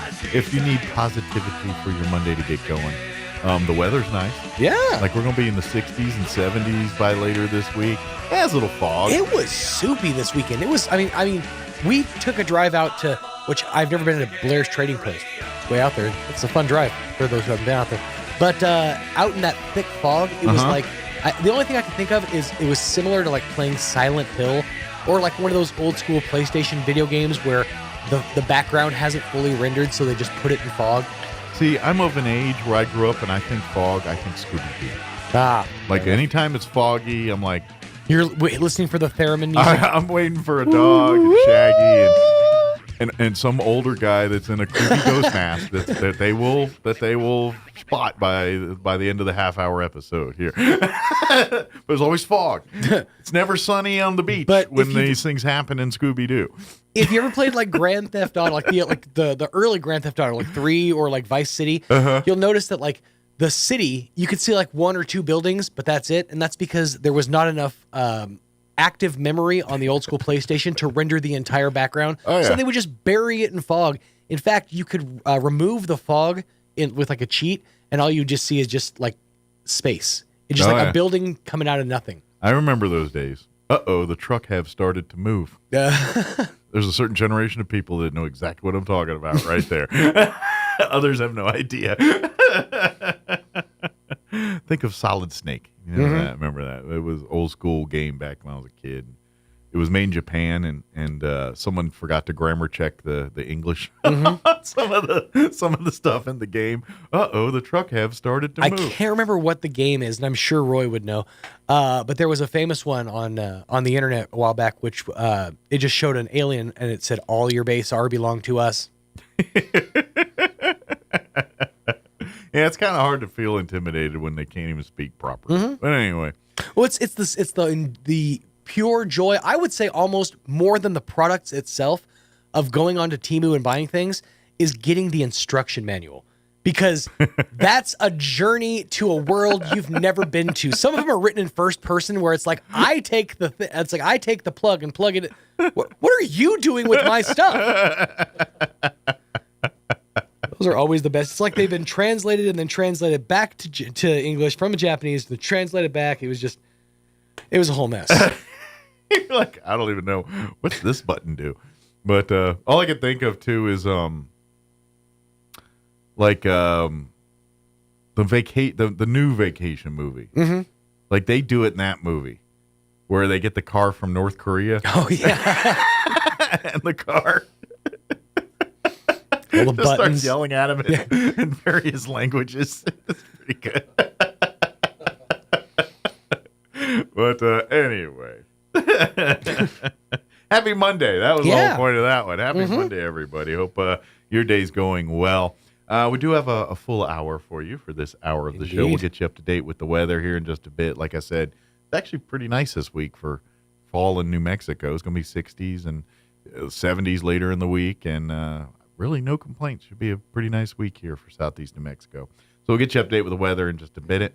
Then here in about 5-10 minutes or so, Rolla Aston will be back with us. Of course, we've had Rolla on to talk about the big read a couple years ago when that was going on. Of course, concerts at the Anderson. Well, we've got another big event coming up at the Anderson we want to tell you about. And, when I was looking for this, I stumbled across your article that they did about you over the summer with his support of the Humane Society, and which, by the way, Crystal will be in next hour. So if y'all passing ships in the night, you can wave. But, rub an elbow, But which, by the way, go dig that article up if you want. But the Humane Society could always use, especially if you're an animal lover, but maybe you live in a house that isn't quite agreeable to have a pet. Coming out and volunteering and hanging out and just spending time with the animals is a huge feeding your own soul a little bit, but also makes these animals much more people comfortable and makes them more, be honest, more desirable to families. That makes them, and I always tell people, when you go to the animal, whether it's animal control, Humane Society, any place, which these are the places if you're looking for a pet for your home, these are the first places you need to go. But always remember, you're seeing these animals in their worst possible situation. You know, if they threw you in jail in a cage and had you hang out for a little bit and said, hey, song and dance time, come on. I turn into a wreck if I have to wait 5 extra minutes for my lunch. Exactly. I mean, props to the animals for going through what they go through. So remember that when you go. You're going to see them. They're going to be shy and a little skittish, but ask any of and I think it's true at animal services too. They ask if you want to spend more time, they can pull it out of the kennels there, and they have a meet and greet room that you can kind of hang out with and just kind of get to let the personality of the animal kind of open up a little bit, and y'all can spend some quality time together. Yeah. That's a great way to support. Like now that the weather's a little nicer, they can take them out on walks outdoors and things. So letting them get some energy out and run around out in the parks and what have you, taking them to do that kind of stuff. Those are great ways to volunteer and not spend a dime, but really make a difference that way through the Humane Society. So I figured just we were talking about that, and Raul is here, I'll throw that little plug in too. So, but it's good stuff there. So, all right, it is 8:14. Let us get you up to date on the weather. Weather is brought to you by Big O Tires in Roswell. Big O Tires' biggest Black Friday sale is here. For a limited time, get unbeatable savings on tires, brakes, oil changes, and more. Stop into Big O Tires in Roswell today. I'm meteorologist Steve Hamilton with your Pecos Valley weather. A few showers possible today. We have a low pressure system over western Texas, and that may bring us a shower or two. Pretty cool. Our afternoon high staying in the mid-50s to low 60s. Overnight, clouds hanging around, our low in the mid-40s, and then we're back into a sunny weather pattern on Tuesday. Afternoon highs in the mid-60s, sunny on Wednesday, and we're back up to about 70. I'm meteorologist Steve Hamilton, and that's your latest forecast.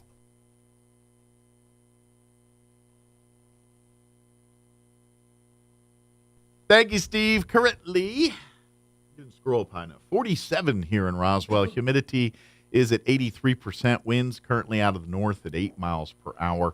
Nice day pretty much all week. We're going to hit the 60s. 61 under partly cloudy skies today. Winds will be out of the north 5 to 10 miles per hour. It is the 13th day of November. We're going to be in the 60s. Can't really complain. I mean, come on. That's pretty good. Could see some more patchy fog rolling in overnight tonight. Mainly after 2 this morning, but mostly cloudy otherwise. 45 for an overnight low with south winds 5 to 10 miles per hour. With the fog rolling in overnight, expect to wake up to some patchy fog to about 9 a.m. tomorrow, but mostly or partly cloudy for the day. Highs in the mid-60s tomorrow, 66 for a high with south winds 5 to 10 miles per hour. Tomorrow night, partly cloudy, overnight low of 40, south winds 5 to 10. Wednesday, we're going to be in the 70s. Sunny, 71 for a high. Winds out of the west at around 5 miles per hour. Partly cloudy and 74 for your Thursday. Mid-70s. Yeah, that's summer in some places, by the way. Friday, partly cloudy, 73 for a high. And then the weekend, there is a slight chance, 20% chance that we could see some showers on Saturday. Otherwise, partly cloudy, highs near 70. And then mostly sunny, highs of 70. For Sunday as well, too. So pretty nice week weather-wise for us here. All right, it is 8:15. We're going to take a quick 3-minute break, and then Rollo will join us on the other side, and we'll talk about the big event coming up at the Anderson Museum and all kinds of just talking music here on the other side. Don't go away. You're listening to Mornings with Mike Winters. Hi, I'm Dr. Keon at Carabelli Dental. Same-day smiles are what we do. My passion is helping patients chew, talk, and live with confidence. That's why I'm one of the few doctors in the U.S. who can create beautiful same-day smiles with the latest digital implant technology. This procedure is life-changing. Just ask Sean. Hi, I'm Sean. I've been that voice that you've heard on the radio for most of my life, but I'm also a dad to 2 amazing kids. I've had a million reasons to smile, but in all my old pictures, I was never smiling. Truth is that life of improper care and being dealt a bad hand genetically left me practically with no teeth. It affected everything from the way I ate, the way I talked, and of course how I interacted with people. And that's where Dr. Keon and Carabelli stepped in. They eased my fears. They explained every step of the process in a way that I could understand, and they made me feel almost like I was part of the team. And now, I can't stop smiling. I have so much more confidence, and I love looking in the mirror now. I can't explain how much of a difference Dr. Keon's dental implant process made for me. Our team can help you find your smile too. Come see us at Carabelli Dental, 575-622-4455. It's time once again to celebrate the magic of the holiday season at the 42nd Annual Holiday Magic Arts and Crafts Show, Friday and Saturday, November 17th and 18th at the Roswell Convention Center, featuring a variety of unique handmade creations by artists, artisans, and crafters from New Mexico, Texas, and Arizona. There's fine art, jewelry, woodwork, women's and children's apparel, leatherwork, Christmas decor, sweet green chili, and much more. This year's featured artists, Judy and Bruce Buckman from Las Cruces, displaying their embroidered sweatshirts, purses, aprons, and Christmas decorations. Enjoy pumpkin rolls and cookies by Deborah Lucas, delightful mini donuts by Karen Hendrick, coffee and soda by Sodalicious Beverage Buggy, to delicious meals prepared by Eli's Bistro, Bubba's Pit Stop, and the Fry Bread Lady. Proceeds benefit the Assurance Home, the First Tee of Southeastern New Mexico, Christian Outreach Ministries, and Roswell's local high schools. Admission is $3. Children under 12 are free. Celebrate the 42nd Annual Holiday Magic Arts and Crafts Show, November 17th and 18th at the Roswell Convention Center. From morning runs to playing with grandkids, taking part in activities brings great joy to our lives, but it can also come with injuries. And for those in physically demanding jobs, the daily grind can wear on muscles, bones, and joints and lead to acute and long-term disorders. If you're suffering from an orthopedic injury, let our Artesia General Hospital specialists help. The sooner you address the root cause, the sooner you'll be back to living life in motion. Learn more at artesiageneral.com/orthopedics. Have you noticed the days are getting shorter? This is Jim Gill from Roswell Seed Company. I know it's kind of hard to tell, but we're on the downhill side of the year, so every day is a couple of minutes shorter than the one before, even though your plants need plenty of food and water to keep them healthy. Like those globe willows that are turning yellow. A good dose of the right fertilizer will make them bright green again. No matter what the problems you're having, we probably have a cure at Roswell Seed Company. But come see us soon, because winter's coming, you know. Here's a Mornings with Mike Winters fun fact.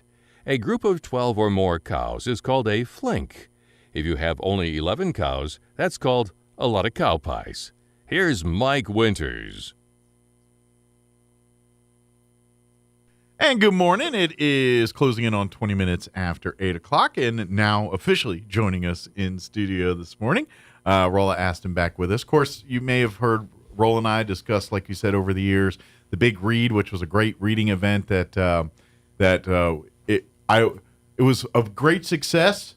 However, COVID put a whole lot of wrenches in that sucker, if I remember right. But so we were able to make some lemonade out of that. But and of course, you've been on before talking about some great events at the Anderson Museum, which for us here, this is where we're going. Oh yeah, we probably want to get a microphone in front of you. I was just realizing when Roy was coming over, like, oh yeah, we need a microphone in front of Rolla here, so y'all can hear him too.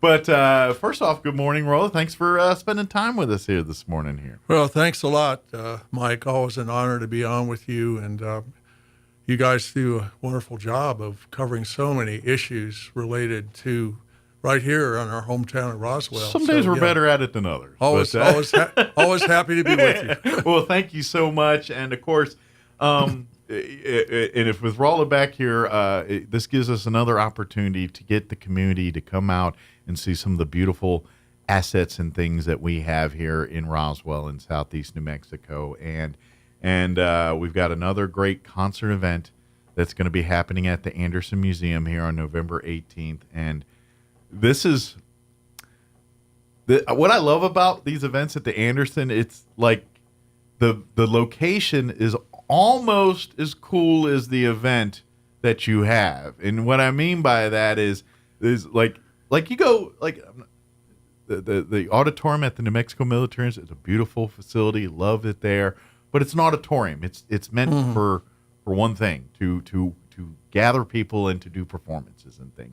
Where the Anderson Museum has a space where we can do that, but its end game is to bring all this art and these collective things to the public to see and enjoy. And so, so you can spend as much time visually there as you can with your ears, and that's what I love about events like this. Is you come for this beautiful concert and these beautiful musicians, which we'll talk about here in a minute, but there's so much sensory overload to take in because there's so many beautiful pieces of art. And because it's the Anderson, which is arguably the most eclectic museum, certainly in this town, maybe in all of New Mexico.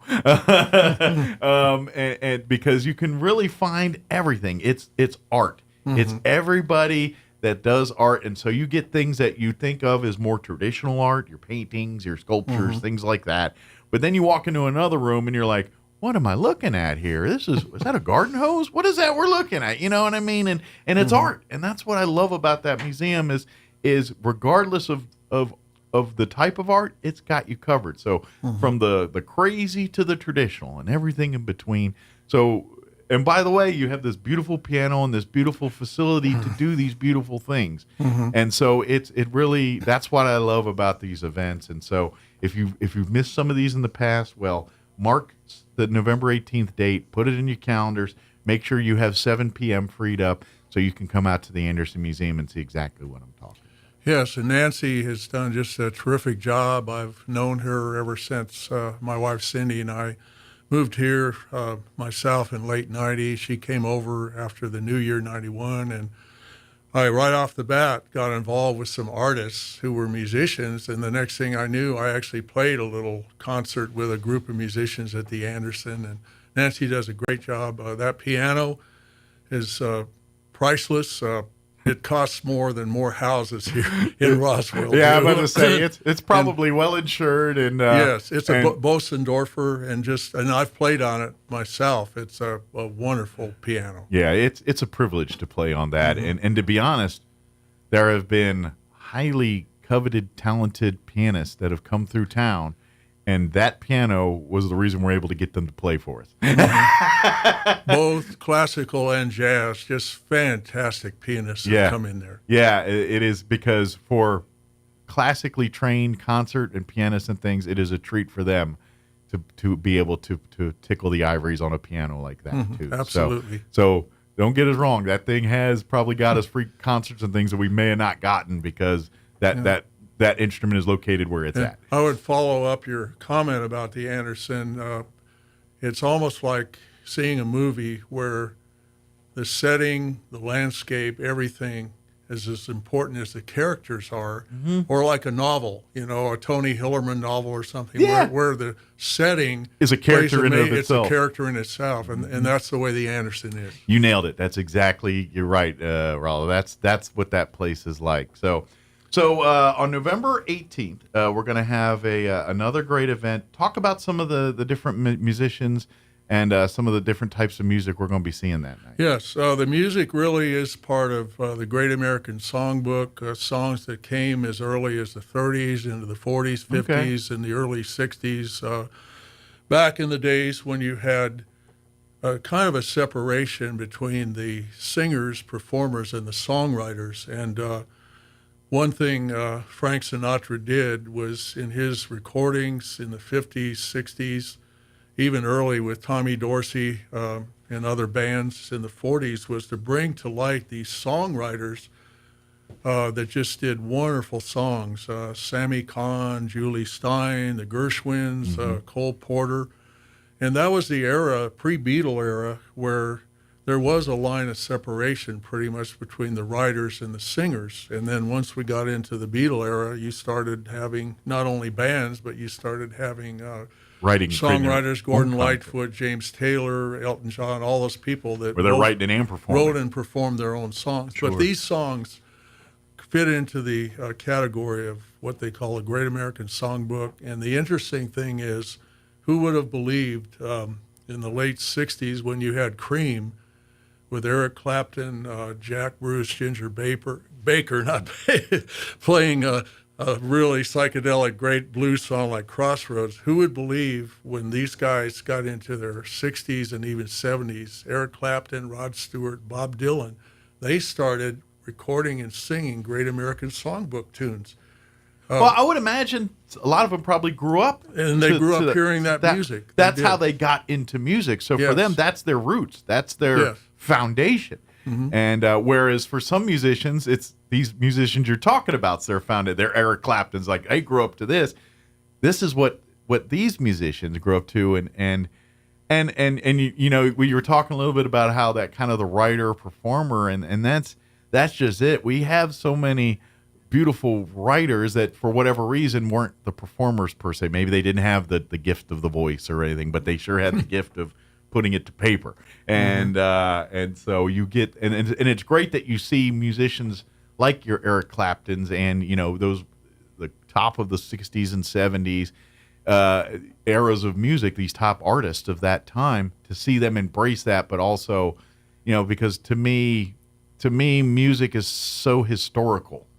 That to really I'm not saying you don't have to understand it to enjoy it, because you can hear it and you can do it, but it kind of, once you do understand it, it gives you a different appreciation and you hear it a little differently. You start hearing the history, and then you start thinking, okay, that Eric Clapton song, I wonder if this was a little influence there. I hear notes, or I hear a progression there that just kind of gives that vibe there, and then you start peeling back layers, and you start understanding this begat this because this begat this because they, and that's music. That is the music. And so I think nights like this really not only display the talent, but the little bit of the history behind it. Yeah, James Taylor once said that people generally are using a very similar, if not the same part of their brain listening to music as the actual people performing it. So there's a real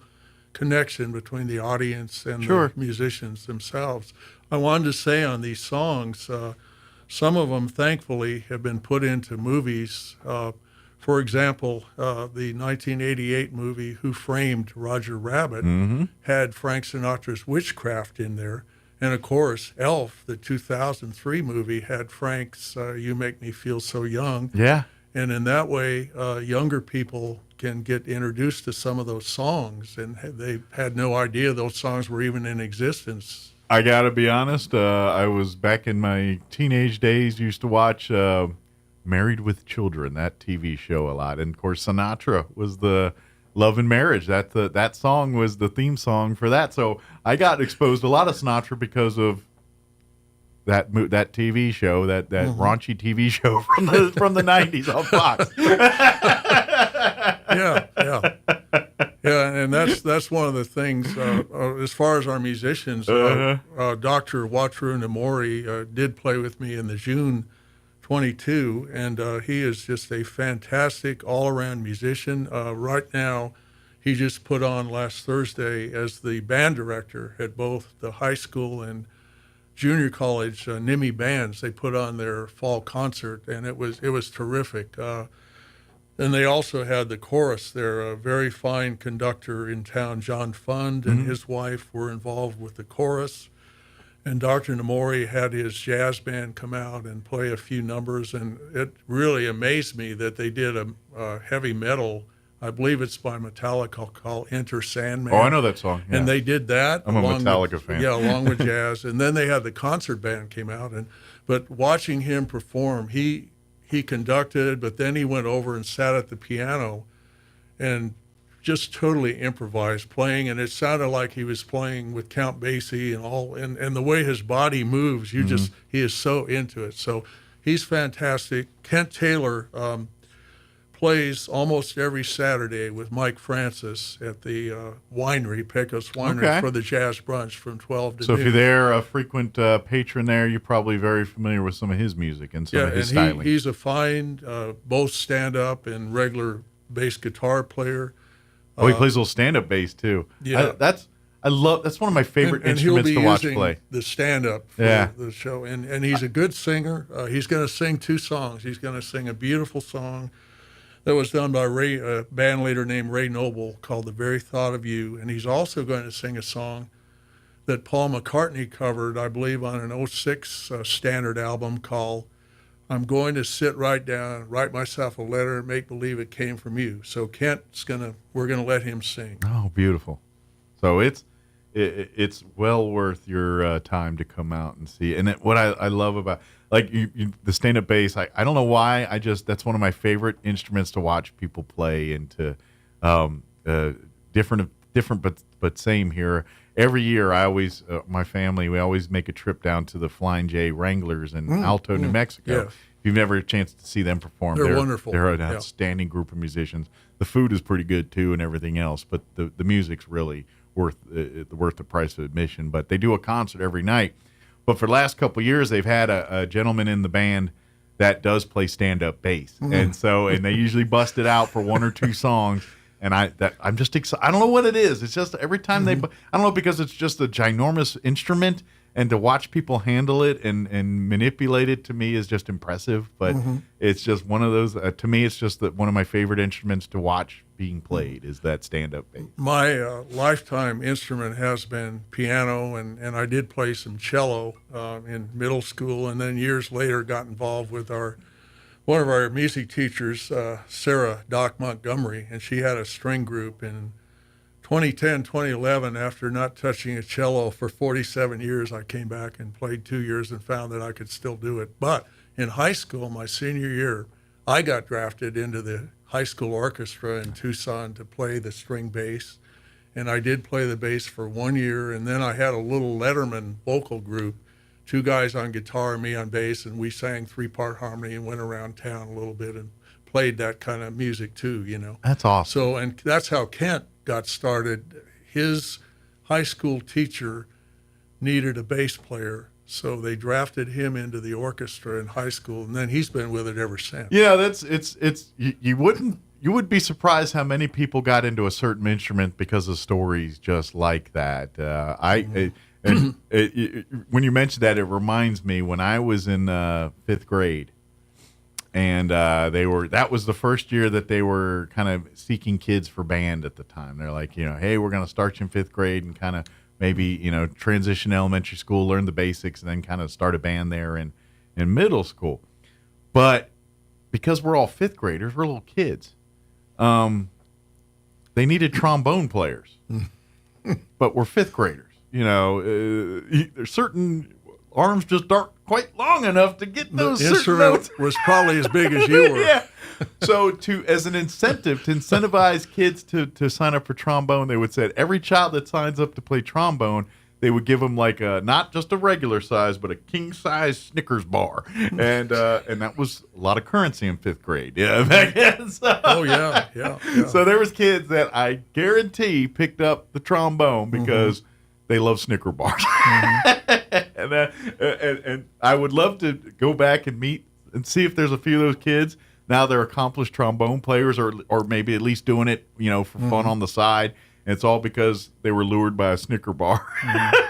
Yeah, we have. I think we still have a community jazz band here that with some elderly folks that play. We do have our flute ensemble. If you're any flute players here, I know that gentleman is a Ricardo. Yeah, and they have I think they have about 3 or 4 members at the moment, and they do beautiful flute music and things. But they're always looking for some accomplished flautists to be a part of that too. So, and they do gigs and things. Matter of fact, I think they on occasion will do stuff over at the Anderson Museum and things like that too. So I wanted to mention the drummer too.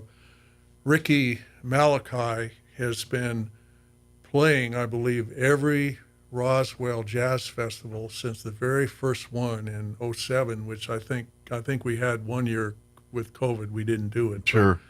If there was one out here in the downtown, that man was on drums somewhere. Yeah, he's played 16, and he is so good that he is just going to come over Saturday morning from El Paso, set up his drums in the afternoon, and all he needs, he's already got the song list, and that's good enough for Ricky. All I have to tell him is he's got the Americana songbook and said, like we're going to do Fly Me to the Moon, and all I have to tell him is you need to do the Count Basie drum intro, and he'll go, bump, bump, bump, bump. It'll be all a cappella, and then I just come in singing. But he's so good that you cannot appreciate enough that kind of talent. The individuals that had that ability where you could pretty much just fire a thing at them and they're like, oh, you mean this? You know what I mean? It's just like, and it's anything. It could be something as simple as like chopsticks, all right, or something more Flight of the Bumblebee. Sure, I'll knock that out. You know what I mean? It's just there's certain people that they're almost jukeboxes. You put a quarter in them and they'll play whatever you could challenge them with. I'm very really, envious of those people. It's really a wonderful feeling as a fellow musician, but nowhere near in that class of jazz players. My specialty is rock, blues, and country. Gotcha. But it all influences. Yeah, as a singer, though, standing and having those guys behind you, it's an incredible feeling. Yeah. It just feels so wonderful just to have the privilege to have them behind you. Sure. Well, and that's what I always love. And then I would love to, invite our younger folks out to this event. Admission is free. It doesn't cost anything. It's going to be here on the 17th. Concert will start at 7. You probably want to get there about 6:30 or so, or a little earlier. Get a chance to maybe walk and view the museum, and then get you a good spot. They'll have some a cash bar and some light refreshments and things there. Yeah, little refreshments and grapes, cookies, crackers, things like that. Stuff to nosh on while you enjoy this beautiful music, and then come and see these beautiful musicians kind of come together and jam a little bit, is what it sounds like. Is really what there will be room in some of the songs. We're going to do one that both my country bands play called Route 66, which is an old jazz song. Nat King Cole did it in the 40s. Countless Asleep at the Wheel. Countless people have done it, but we're going to give the musicians on that song and also on The Lady is a Tramp, which was written way back in 1937. It was part of a musical called Babes in Arms, and it was a put down of the high-class New York society. Gotcha. But we're going to give them a little chance in that also to just air it out between the one first verses start in B flat, and on the Sinatra it jumps right into B and singing, but we're going to stay in B flat and let them run all the way through between the bass, the drums, piano, and let them air it out, and then we'll modulate and come back. So we're going to turn a 2-minute song into maybe about a 3.5-minute song. But I really want to give these guys an opportunity to show their talent. Sure. Because I'm just 1/4 of this, so I want them to. You've got an all-star group of musicians here. Yeah. Let them show off a little bit. Oh, you bet. And you're going to enjoy this. And what I love about this is I don't care what your type of music it's the history is all attached to all of it. So certainly if you're a rock and roll person, jazz, this stuff, none of what you listen to today would be available had it not be these tunes, the everything begats something, and everything starts, it all, music probably started with one guy in a cave somewhere hitting a rock on another rock, and next thing you know, we got, that's just how it happens. I don't know if you remember the old Smothers Brothers with Pat Paulson, but one time he talked about music, and he said, music began with a long-haired, shaggy guy beating on rocks, and it's progressed to, this was like the 60s, late 60s. He said it's progressed to long-haired, shaggy guys beating on rocks.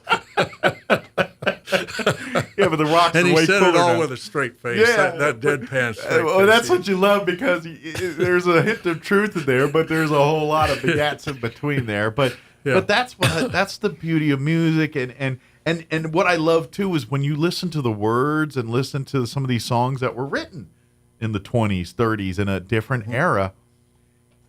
Yes, some of the language might be a little different. Some of the turn of phrase might be a little different, but the sentiment, the story of which you tell is timeless. It's stuff that they're dealing with the same things, love and all the things that you are dealing with today, and they were doing their way to kind of emote that and to get that. That's the beauty of music, is really timeless. Because It sure, is. how we make the music might change, but the subject and the stories and the human side behind it never change.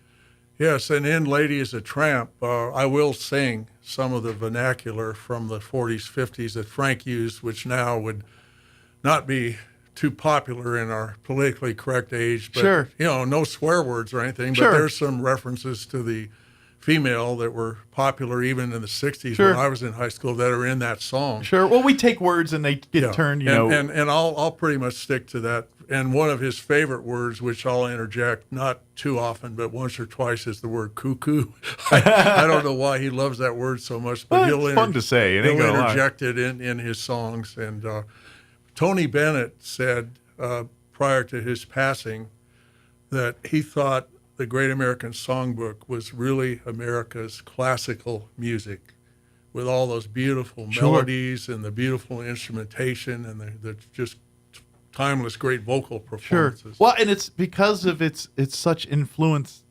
You know, I mean, that's what music influences music. It's just what it is, and so and to me, you look at that, and it is kind of the base for a lot of American music and what comes from, like even what you're hearing today. Mm-hmm. It's got the roots and the foundation of this great American songbook and the music that comes, Mm-hmm. and that's kind of the message I want. And I want young people, especially if you're musicians and stuff, that to know the history of your craft will serve you so much better and what you want to do next with it. Mm-hmm. And so events like this, I think you're going to enjoy for just the pure talent of the musicians in the room, and you're going to be probably a little jealous and be like, man, if I could play like that, I would have been so popular in school. You know, that whole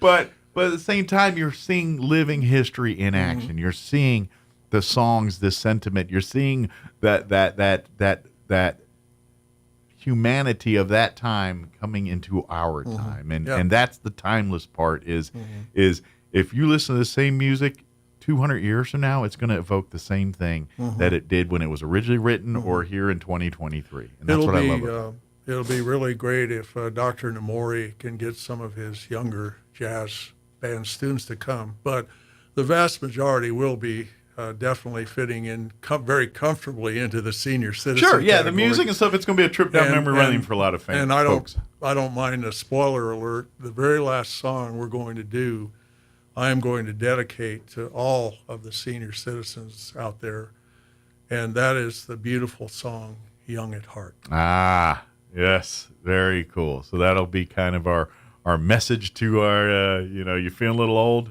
It's all a mindset. Yeah. But please, we'd love to have, again, it's going to be Saturday, November 18th, 7 p.m., everything gets underway. So you've got, you come out this Saturday. Like I said, I highly encourage you to get there a little early. Please enjoy the museum and see the beautiful works that call that museum home. And the only thing is make sure that wherever you're at in the building, you meander your way on down to that main room there with the piano and everything for the concert. Again, it's completely free. They'll have refreshments and a cash bar. So if you want to nosh a little bit or have a cocktail while you're enjoying all the music, love to have you. But come out and see Rolla and kind of your bandmates here, your fellow musicians, and come and enjoy the American Songbook tunes, that stuff that, and I guarantee, I don't care if you're 12 or 80, there's going to be music in there that you're going to remember and roll and just reminisce or evoke something, some kind of triggered memory or you hear a song and you're like, oh, that reminds me of Christmas of whatever, that's the beauty of it. And that's why music is so universal, in a world where we all speak different languages and come from different cultures and different backgrounds. You bring out an instrument and a few songs and you've got humanity coming together. That's really, it's food and music are the two things that bring people together, and come out for both on November 18th. Yeah, no question. Music is a great healer. It just has something about Absolutely. it.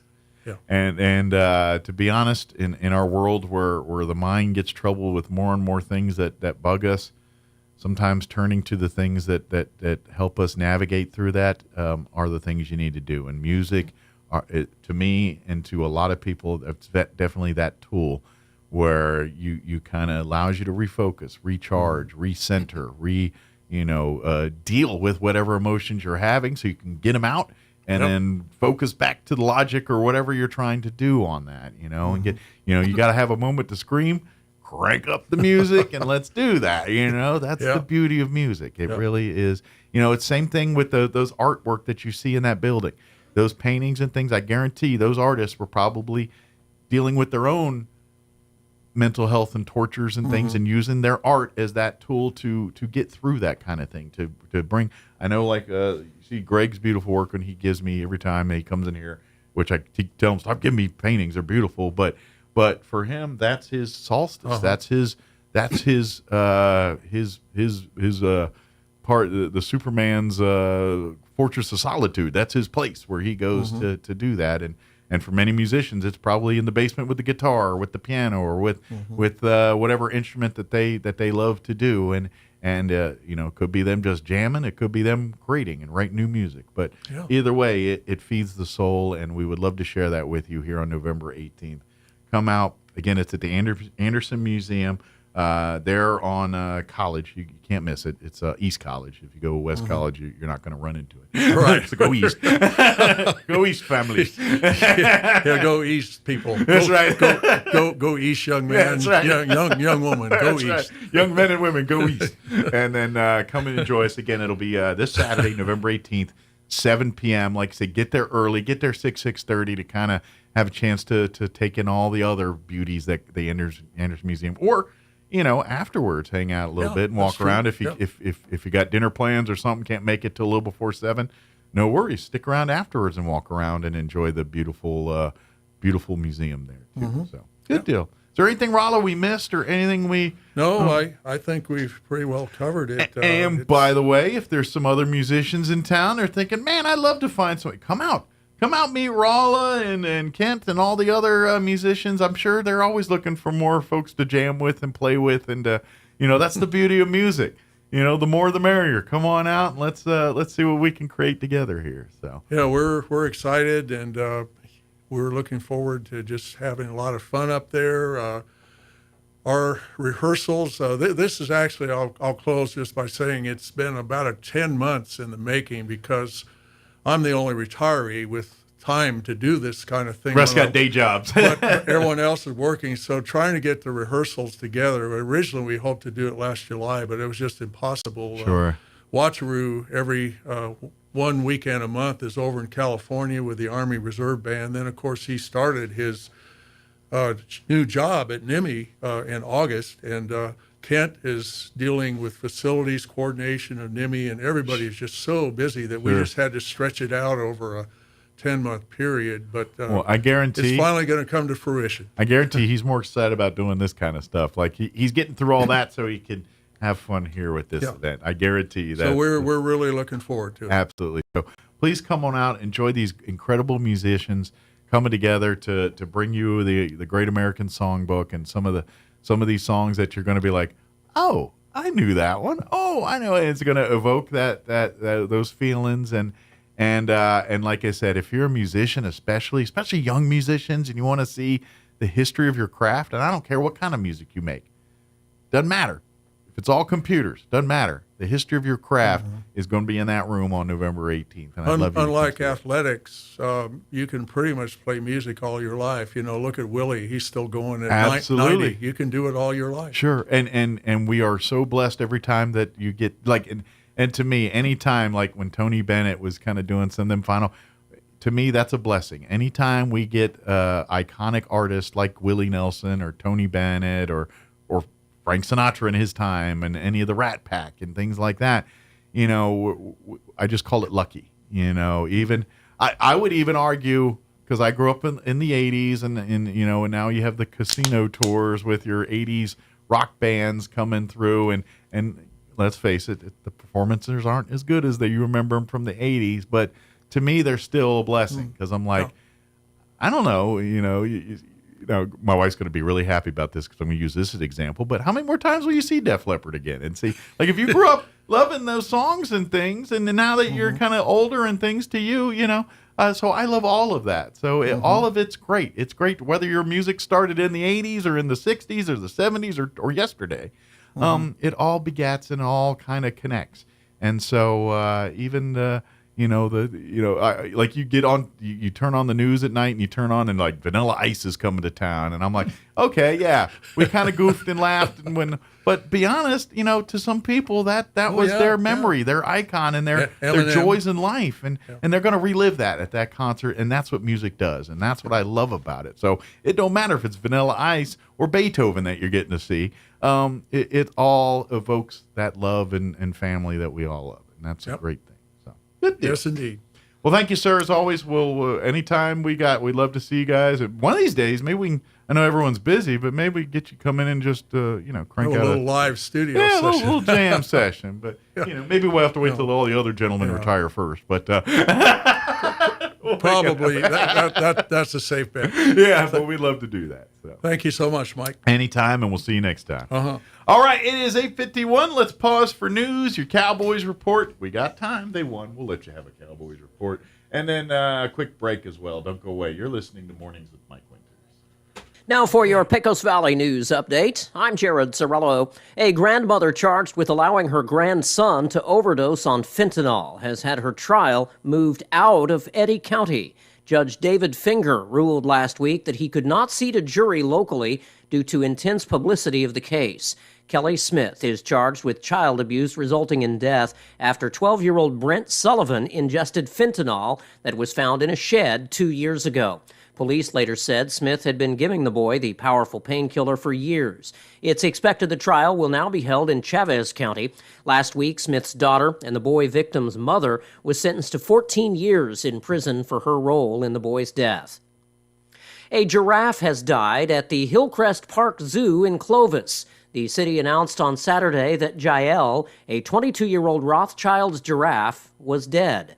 The cause of the death is not known. According to the zoo, Rothschild's giraffes, named after the famous British zoologist Lord Walter Rothschild, are a unique and endangered subspecies known for their distinctive markings and towering structure. Typically, giraffes in zoos have a lifespan of anywhere from 20 to 25 years. You're up to date. I'm Jared Cirillo.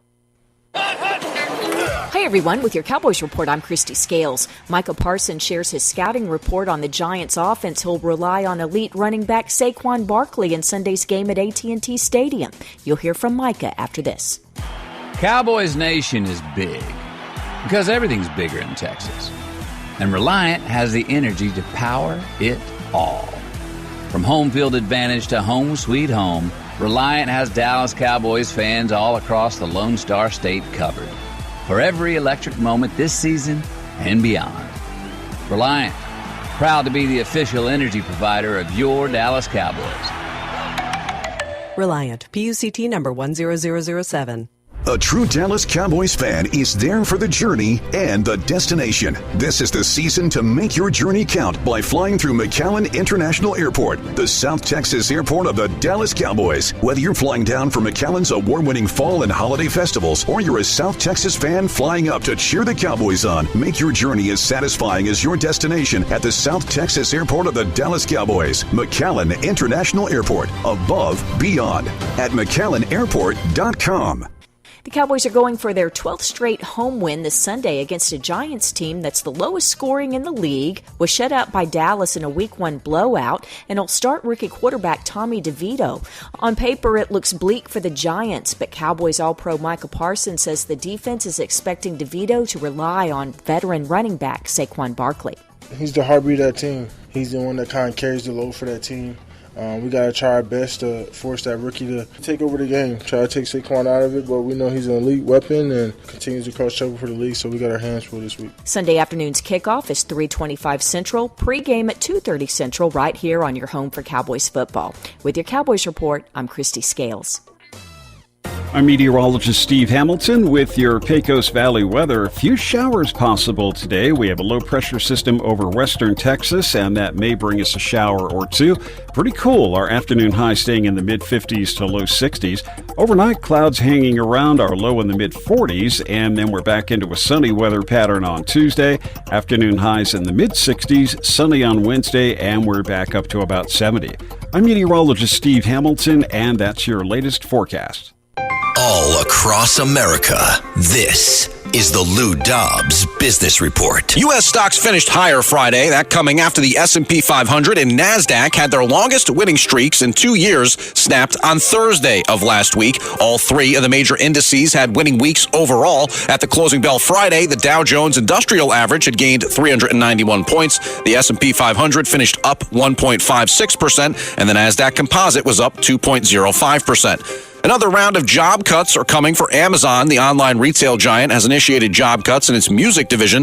This year's layoffs have affected more than 27,000 employees globally. In the week ahead on Wall Street, today the federal budget for October is due. Tomorrow, the October NFIB Small Business Optimism Index and the latest inflation data will be published. Wednesday, watch for the October Producer Price Index as well as October's U.S. retail sales and the Empire State Manufacturing Index for November.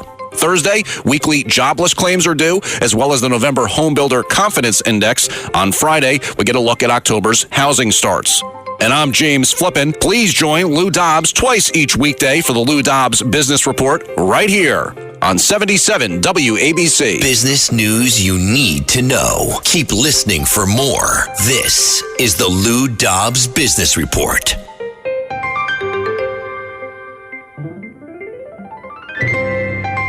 Cybersecurity is back in the headlines. Numerous companies in Las Vegas casinos hijacked by a massive ransomware attack, and they've taken a huge financial hit. Your company could be next. If you're an executive who could feel the heat from a similar attack, tell your company's head of cybersecurity to visit Aricent.com. That's Aricent.com to schedule a call. Aricent provides proactive cybersecurity management and a zero-trust process that works. Visit Aricent.com. That's ERACENT.com.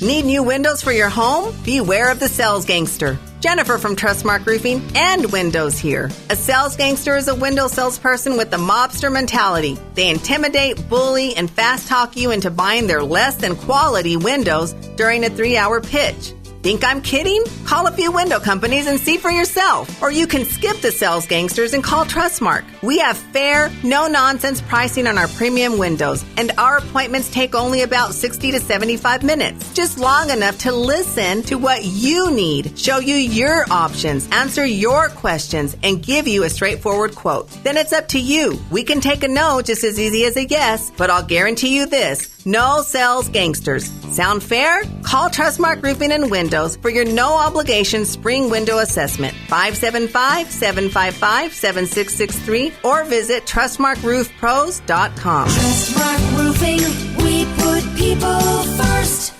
Martine's Capital Cafe in Roswell offers authentic and highly rated New Mexico food. Explore their amazing menu featuring huevos rancheros or asado with eggs or their green chili stew. And you can't forget their award-winning green chili cheeseburger, all made from scratch using their finest and freshest ingredients. Open for carryout with curbside delivery or limited dine-in. Just call ahead 624-2111. Martine's Capital Cafe, always pleasing the most refined palate. Open Monday through Saturday from 6 a.m. to 8:30 p.m. at 110 West 4th in Roswell. On December 16th at 10 a.m., American Legion Post 61 in Roswell will be honoring our fallen veterans at Memory Lawn Memorial Cemetery for National Wreaths Across America Day. We invite you to join us in placement of the wreaths on the graves of our fallen heroes on that day. We also need your support by sponsoring a wreath that will be placed on a grave right here in Roswell. You can sponsor a wreath for as little as $17. To sponsor a wreath, volunteer, and to learn more about the great work of the Wreaths Across America organization, please visit roswelllegion.org today. Your home for Kim Commando in Roswell. 106.5 Roswell's Talk FM, KEND, Roswell, New Mexico. And we're closing in on 9 o'clock. Town Hall News up next. We'll have the folks from Roswell Seat join us next hour, so don't go away. You're listening to Mornings with Mike Winters right here on Roswell's Talk FM. Breaking news this hour at townhall.com. I'm Bob Agnew in Washington. Los Angeles motorists are expecting traffic snarls indefinitely as crews assess exactly how much damage was caused by a weekend fire that closed a major elevated interstate near downtown. Los Angeles Mayor Karen Bass telling ABC 7 Los Angeles. This is going to be a minute. It's not going to be a day or so, and we need to stick together. So that's why it's going to take massive cooperation for us to get through this, but we can. Hazardous materials teams on Sunday were removing burned material from underneath the Interstate 10 to make way for engineers to see exactly how much damage was done. That bridge normally accommodates about 300,000 cars every day. Republican presidential candidate Tim Scott has dropped out of the 2024 race. Here's correspondent Donna Warder. Scott abruptly made the announcement Sunday night in a development that surprised his donors and stunned his campaign staff, who found out during Scott's Sunday night appearance on the Fox News Channel. The South Carolina senator entered the race in May with high hopes, but he and the rest of the GOP field have struggled in a race that has been dominated by former President Donald Trump, despite Trump's 4 criminal indictments and a slew of other legal challenges. I'm Donna Porter. And President Biden and the Chinese leader Xi Jinping preparing to meet at the Asia-Pacific Economic Cooperation Summit this week in San Francisco. Senator Bill Hagerty says the administration needs to get tough with China. They are right back where they were before President Trump came into office in the East China Sea and the South China Sea. The militarized islands there, they're threatening trade. They're encircling the Senkaku Islands. They're harassing and threatening all over the region from a military standpoint. Their Navy is extremely aggressive. They need to back down on the Taiwan Strait. More of these stories at townhall.com. If you're trading or thinking about trading in the stock market, listen up. Everybody wants cheap airfare, but where do you find it? You call low-cost airlines. Their prices are direct from the airlines, and they're so low you can't find these fares published anywhere. They specialize in cheap flights, discount hotel rooms, cheap car rental rates, and great package deals anywhere around the world. Wherever you want to go, they can help you get there cheaply and with a best price guarantee. If you want the lowest prices on your airline tickets or other travel services, call now. That's right, call. That's the only way to get these rates. Experts are standing by 24/7 to get you the cheapest airfare and hotel rates available. So don't wait. Call right now for the lowest travel prices anywhere and for great last-minute travel deals too. Call 866-755-5300. That's 866-755-5300. Again, that's 866-755-5300. Call us right now. An argument, escalates into a deadly confrontation in Texas. Rhonda Rockstra has more details. 2 children and 3 other people shot at a Texas flea market Sunday evening, and one child later died at hospital. Officers responded to a call of shots fired at Kohl's Flea Market in the Pearland area. That's about 17 miles south of Houston, late Sunday afternoon. Police say the shooting happened after an argument between 2 people who did not know each other. That is Ron DeRockstra reporting. Donald Trump's defense team is slated to start questioning witnesses today in the civil fraud trial in New York against the Trump Organization. Attorney Alina Habba told Fox News her client did nothing wrong. They just want to make it as if there was some sort of corruption and some sort of conspiracy. There was none. There was an accounting firm, there were lawyers, and there were sophisticated lenders that all did their job, and nobody got harmed. Breaking news and analysis at townhall.com. The investigation continues into a deadly barn fire in upstate New York. Authorities say the blaze that killed more than 24 racehorses at a track was deliberately set. State police say the horses died early Thursday when the barn at the Tioga Downs Casino Resort Complex was set on fire. A 32-year-old Athens, Pennsylvania man has been charged with arson and burglary. Authorities say one person who entered the barn in an attempt to save horses suffered second-degree burns. Jason Walker reporting. A federal rule that goes into effect next month could make it easier for millions of workers to unionize at big companies like McDonald's. The National Labor Relations Board rule sets new standards for determining when 2 companies should be considered joint employers. It could force big companies to participate in labor negotiations alongside their franchisees or contractors. More details at townhall.com.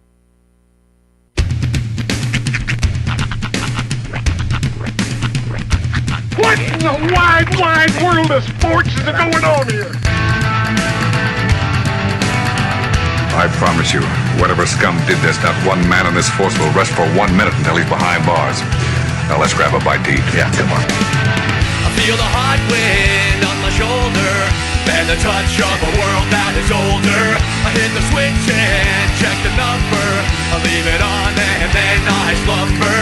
I hear the rhythm ringing through it. Flamenco guitar and cumbia music. I hear the talking of the DJ. The travel listen, what does he say? I'm on a Mexican radio. I'm on a Mexican radio.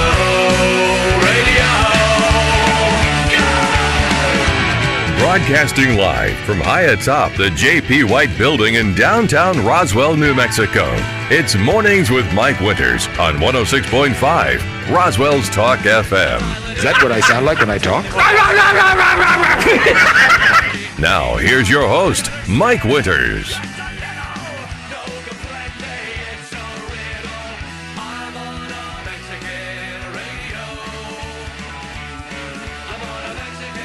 And good morning. It is 6 minutes after 9 o'clock. Welcome to hour number 3 of Mornings with Mike Winters, right here on 106.5 Roswell's Talk FM. Happy Monday. Happy Monday to you. This is the first time I actually got a chance to be in the in the second banana chair. Yeah, busy going. And yeah, kind of. Our guests came in early, so it always nice makes me laugh. When they come in early, it's great. But it always makes me laugh how they'll sit here and they won't talk, but they'll be so active with their hands. Yeah, I think. Weirdly enough, some people like to hang out and watch us. I get it. I totally understand. I get that because I could be like that. It's like the viewing window at the Dion's, you know? You're just sitting over here watching how the sausage gets made. Yeah, people kind of get surprised to watch and see that. Because I don't know, maybe you get a vision on the radio, what's going on in here, and then you see it in person, and then you get a different vision. Yeah. The way you think. It's not quite what you think it is. In fact, it's a lot less exciting. Well, I had the same thing. It was like I told people that listen to the show with any regularity, I was a radio kid. I grew up listening to talk radio, morning radio shows, morning news shows. And I remember as a kid growing up listening to Don and Mike or really old days, Elliot Woodside, before that was a DC tandem. That they were kind of the early, before morning zoos were a zoo. Right. Officially, those guys were kind of doing that in DC on the pop station at the time. What was so? This is like radio duos days. Yeah. Right.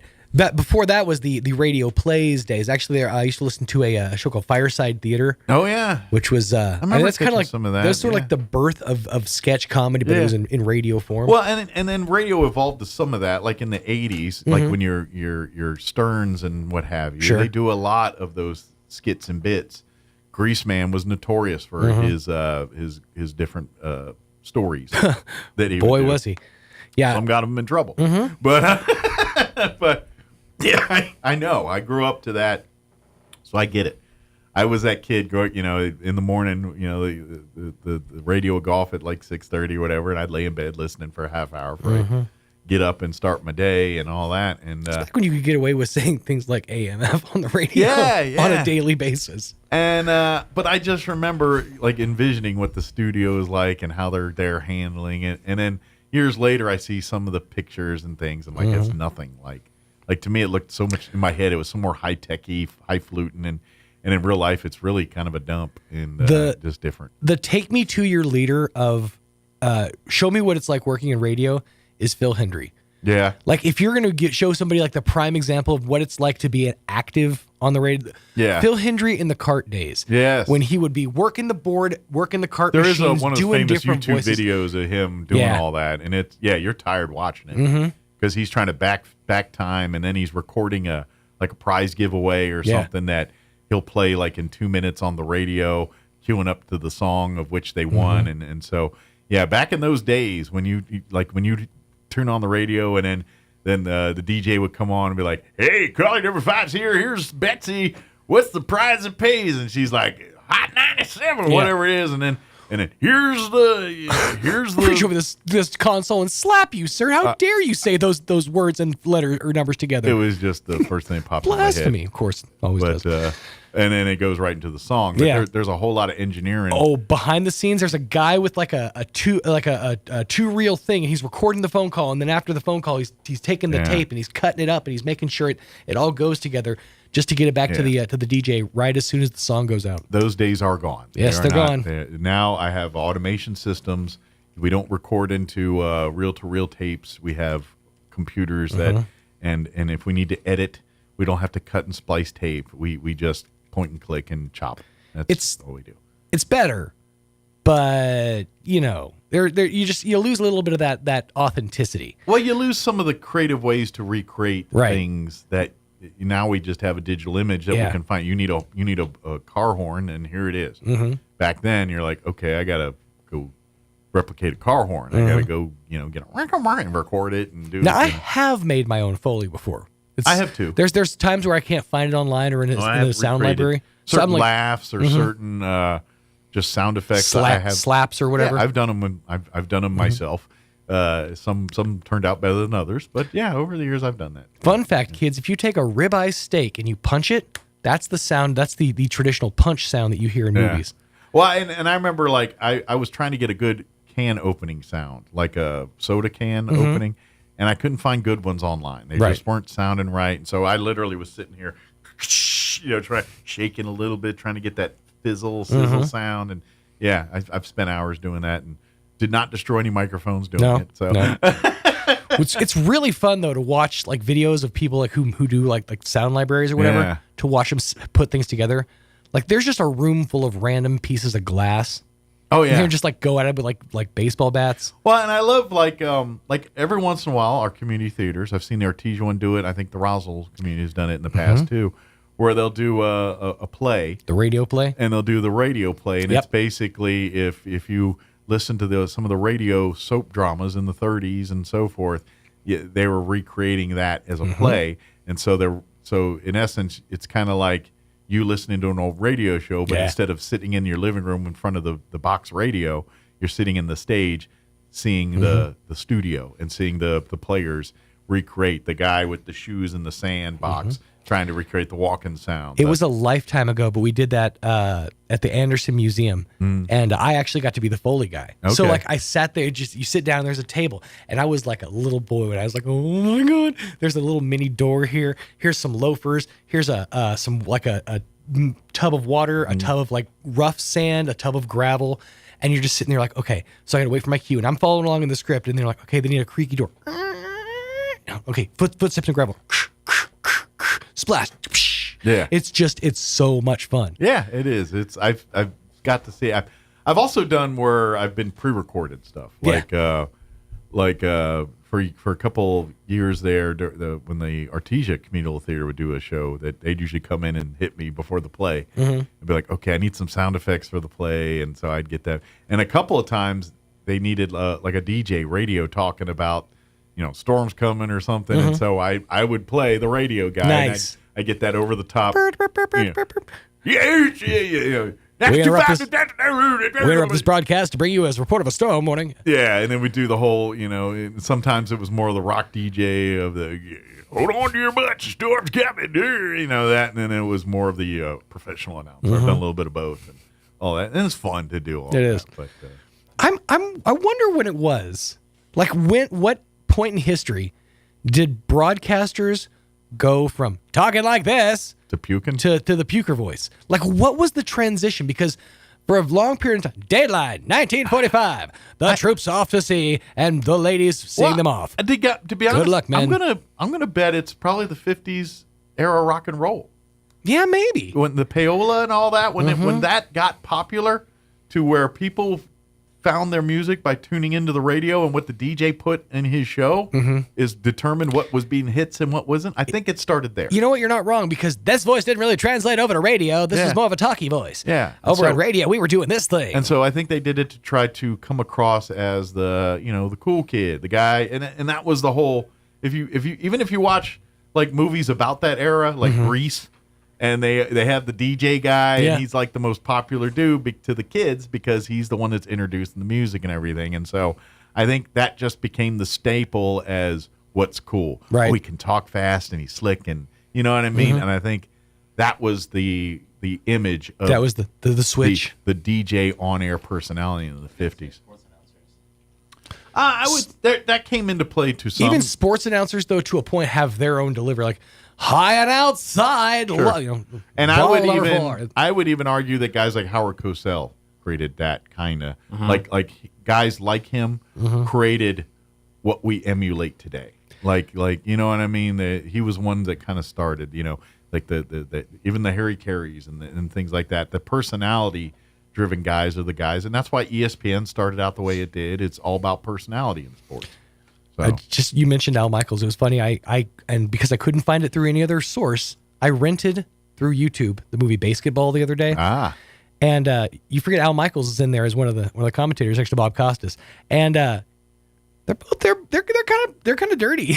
Like this the filthiest you'll ever see Al Michaels in this movie. Yeah, they really push it. Yeah, they do. He's got a sense of humor. Mm-hmm. I've seen him do things that were out of character for what you think of him as and stuff like that. But then again, that's what makes it fun. Mm-hmm. You know, it's always fun when you have the guy that's always buttoned down. And then they hit something like, whoa, where'd that come from? Mm-hmm. Yeah. To me, I love that. So, but that's just me. He has like a line in there. He's like, and it's hard to believe that 5 years ago, those girls were only in grade school. Yeah. Well, and I grew up in an era where I heard Jimmy the Greek say what he said that got him, and you're like, who's Jimmy the Greek? Exactly. He said something that you've never heard from him again. Yeah. And I was there. And Cosell said a few of those things, but his were at an earlier time, and he was a bigger name and was able to. You could get away with a lot more back in the 70s when you had this voice. But when Jimmy the Greek started saying it, that was no longer that time to get rid of that. I actually forgot about Jimmy. Well, so did most people. John and Crystal Noble are here to join us to talk some Roswell seed. So we'll get that going. But before we do that, let's take a gander at your weather. I'm meteorologist Steve Hamilton with your Pecos Valley weather. A few showers possible today. We have a low pressure system over western Texas, and that may bring us a shower or two. Pretty cool. Our afternoon high staying in the mid-50s to low 60s. Overnight, clouds hanging around, our low in the mid-40s, and then we're back into a sunny weather pattern on Tuesday. Afternoon highs in the mid-60s, sunny on Wednesday, and we're back up to about 70. I'm meteorologist Steve Hamilton, and that's your latest forecast. Thank you, Steve. Currently 48 degrees here in Roswell, still overcast. Humidity is at 77%. Winds are out of the north at 8 miles per hour. Partly cloudy today, expected to hit 61, so pleasant temperature-wise. Winds will be out of the north 5 to 10 miles per hour. Tonight, could see some patchy fog after like 2 in the morning, so if you're up late, see it roll in. Otherwise, mostly cloudy. Overnight low of 45 degrees. South winds 5 to 10 miles per hour. With the fog rolling in overnight, you're probably going to wake up to some patchy fog or areas of fog before 9 o'clock tomorrow morning. Otherwise, partly cloudy, highs in the mid-60s tomorrow, 66 for a high. South winds 5 to 10. Wednesday, sunny in the 70s on Wednesday, 71 officially with west winds at around 5 miles per hour. For you Thursday, partly cloudy and 74. For Friday, we are looking at partly cloudy skies and a high of 73. Saturday, they're saying a slight chance of showers, 20% chance of rain, but partly cloudy otherwise with a high near 70, 69 officially, and then mostly sunny Sunday highs right around 70 degrees. All right, it is 9:18. We're going to take a quick 2-minute break, and then we'll have the folks from Roswell Seed, John and Crystal Noble, join us here on the other side. Don't go away. Gobble up the savings. The November to Remember sales event is on at Roswell Honda. 6 days of some of the biggest rebates and discounts, plus a free prize with every purchase, with awesome gifts, including turkeys, pies, gift cards, a fire pit, a turkey carving set, air fryer, and so much more. Get vouchers for a free pie just for stopping by, a turkey with a qualified test drive, and while you're there, register to win a $400 Visa gift card to be given away Saturday, November 18th at 1 p.m. The November to Remember sales event at Roswell Honda, 2177 West 2nd.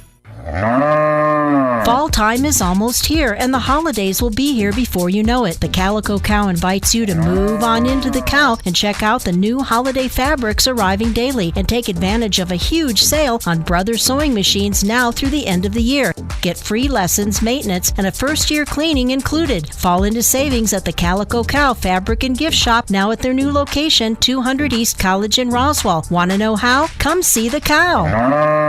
From morning runs to playing with grandkids, taking part in activities brings great joy to our lives, but it can also come with injuries. And for those in physically demanding jobs, the daily grind can wear on muscles, bones, and joints and lead to acute and long-term disorders. If you're suffering from an orthopedic injury, let our Artesia General Hospital specialists help. The sooner you address the root cause, the sooner you'll be back to living life in motion. Learn more at artesiageneral.com/orthopedics.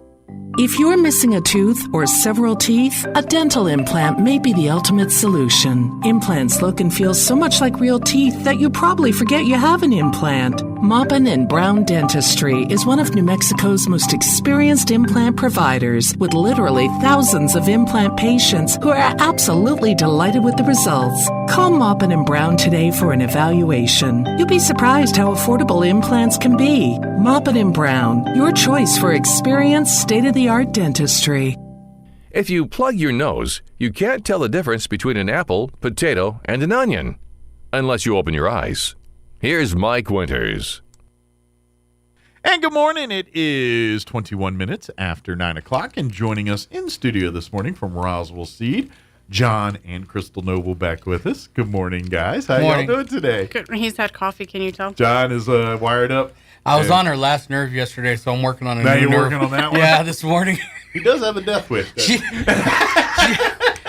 told me that like 3 different times yesterday. You're on my last nerve. I was like, ooh, all right. Goals in life. Here we go. All right, one left. Well, I know how John's doing this morning. How you doing this morning, Chris? I've had coffee, so I'm good. All right, so you're able to deal. So. I am.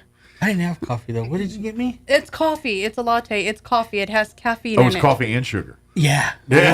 So it's a trifecta. Well, there's one thing that I can't have. What can I have? Espresso. I can't have espresso. Well, that's pure, just caffeine. Yeah. That's like the Turkish coffee. Yeah, we found. Well, she found that out the hard way. Well, I knew a guy that he would drink like triple shots of that every day, and I'm like, how do you function? Doing yeah, that? I couldn't. My macchiato has 3 shots, and I always add extra. Yeah. That's so I can function and not murder people. Yeah. I don't even have a shot. I'm not even murder people. Murder me. Yeah. Go for it. I'm in the mood today. Let's go. John is still here because of triple shot espressos. Yeah. Well, we found out that I can't have espresso. We were in Albuquerque, and we went to Badass Coffee. Okay. And got the whatever It that just thing was. hit It was you? well, their ice cubes are actually made out of espresso. So it's all kinds of it's caffeine. all kinds. Yeah, it's loaded. In a 12-ounce cup of like an iced coffee, Yeah. you get 7 espresso cubes. Whoa. And there's no water. It's pure espresso frozen. Wow. Oh, yeah. And I didn't know this. I didn't either. And the coffee that I had ordered for him and I already came with 3 shots of espresso. So that was 10 shots of espresso. And he's eating the ice cubes. I was like, oh my God, what did I do? Where were we going to? What street? Central. Central.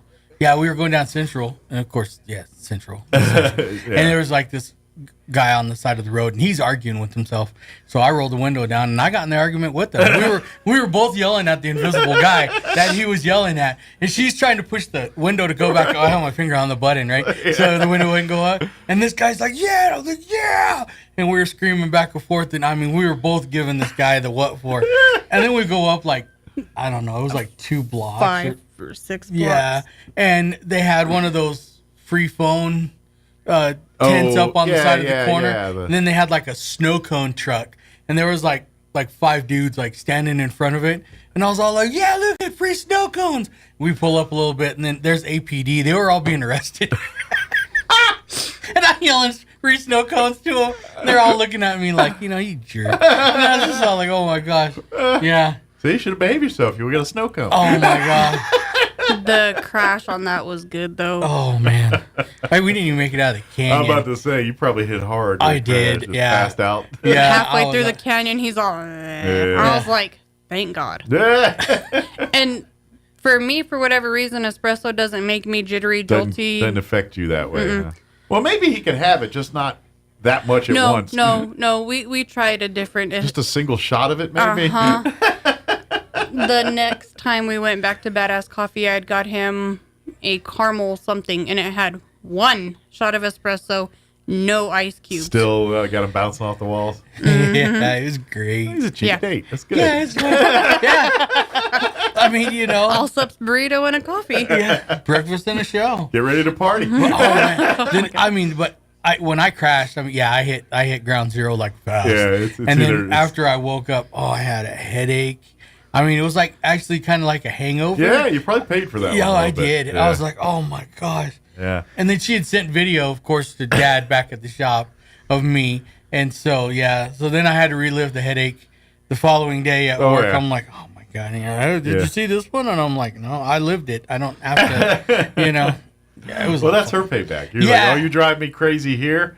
Your workday's going to be amazing next time you see it. But see, I get even with her because she won't let me drive in Albuquerque. And most of the time when we go up, I'm helping her or whatever. So I can't drive her truck.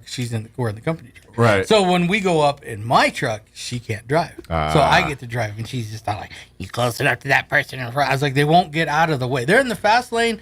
I'll pick them out of my grill, and you get close enough to that person. I was like, oh yeah, they have blue eyes. See what kind of gum they're chewing. I was like shooting around them. Yeah, I know that. My wife yells at me driving too. Yeah. I'm kind of getting too close. What if they slam on the brakes? Well, I don't appreciate my driving skills. It's like, I know what I'm doing. Yeah, I've been alive a long time. It's good. Surprisingly. Yeah, well, surprisingly or not. Right. My mom always told me that my guardian angel was going to send me a bill. That's pretty good. Yeah. Well, probably should talk seed stuff. Yes, cold weather. It is cold weather, so it's all about, I guess, insulating and fertilizing and getting it right for warmer weather. For warm weather. If you're a fall planter, there's still garlic to plant. Not very much, but there's still some. Yeah. There's still got no some onions more. left. So your root vegetables, that kind of Basically, lot of stuff. yeah. This is the time to plant that kind of thing. So. It's a little late in planting like your leafies and stuff. I mean, try it. If you plant them inside and get them established inside. Right, get them matured up there before you transfer them to harsher temperatures or harsher climate conditions. Yeah, so now it's just time Are all the amaryllis gone? I didn't you're look and asking see. me. You worked there. Yeah, kinda. It's not. So honestly, I didn't even notice when I went to go unlock this morning. I didn't even look. I didn't notice. It's not something that I would like. Oh. They had gotten some of the giant amaryllis bulb kits. Okay. There were 2 or 3 left the other day. I didn't look this morning. So call ahead, maybe. Call ahead, ask, see if there's any left. They didn't get very many of them in. I bought 3. Lucky me. No, we gave 2. I know. You only got to plant like one. Early gifts. Oh no, it was like gift. Well, we got to buy so and so. This is got. No, we don't. But whatever. But you make a good point. Giving the gift of Roswell seeds is not a bad thing for the holidays. Yeah. See, you got a gift every damn day. I don't think most people think of Roswell seed when it comes to Christmas shopping. But in all fairness, if you have a grower, a guy that or someone on your list that loves to garden and loves to do flowers and things, there's a lot of great stuff. Find out what they want and then just go get it for them. No, actually, we got gift certificates. So you can say, hey, when the spring comes and you're ready to buy your spring stuff, let me help you with that. Yeah, Here you go. Yeah, you can come down and get a gift certificate. We got gift certificates that we give out. I think, and especially we do. They're just a big piece of paper. It's not like real pretty. Right. It's not like a wall or like a. But something you can throw on a stocking stuffer or put under the tree with a little fancy envelope or something. Yeah, and then we honor those. I mean, absolutely, it'd be great. So, and to be honest, no. I forgot something. But to be honest, you're kind of depending on what you give to the person that, like, if they're gardeners. 9 times out of 10, you're going to score free produce. Oh, yeah. That's all I'm saying is, like, you give them this gift of this stuff, and next you know, they're like, I brought you some cucumbers, I brought you some tomatoes, I brought you some squash. So it could be a win-win for someone. All I'm saying is, that's a good idea. I never thought of it that way. You might do that. You might score some free peppers or some free produce here. And this year, yes, I do very much take in input from our customers and stuff like that. So I will be getting some grow kits in the spring. I was hoping to get some of them in early spring, but there's still logistics problems. Nobody likes coming still to dealing Roswell. With the supply and demand world that COVID created and here a little bit. And so, but I am going to be getting some grow because a lot of people were asking for the grow kits, but the grow kits that I'm looking at getting, it's gonna have there'll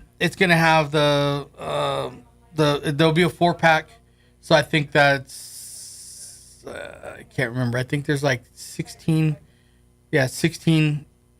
pots in a grow kit with a cover and a heated pad. Okay. So that people will be able to do their starts inside. I'm hoping to have them in I want to have them in before February because that's when you need to put in like your peppers and that's tomatoes. When you start and really stuff doing that kind of work to get it ready to put outside here in a month or two. So I will have that because I have had a couple of people, I need grow kits and okay.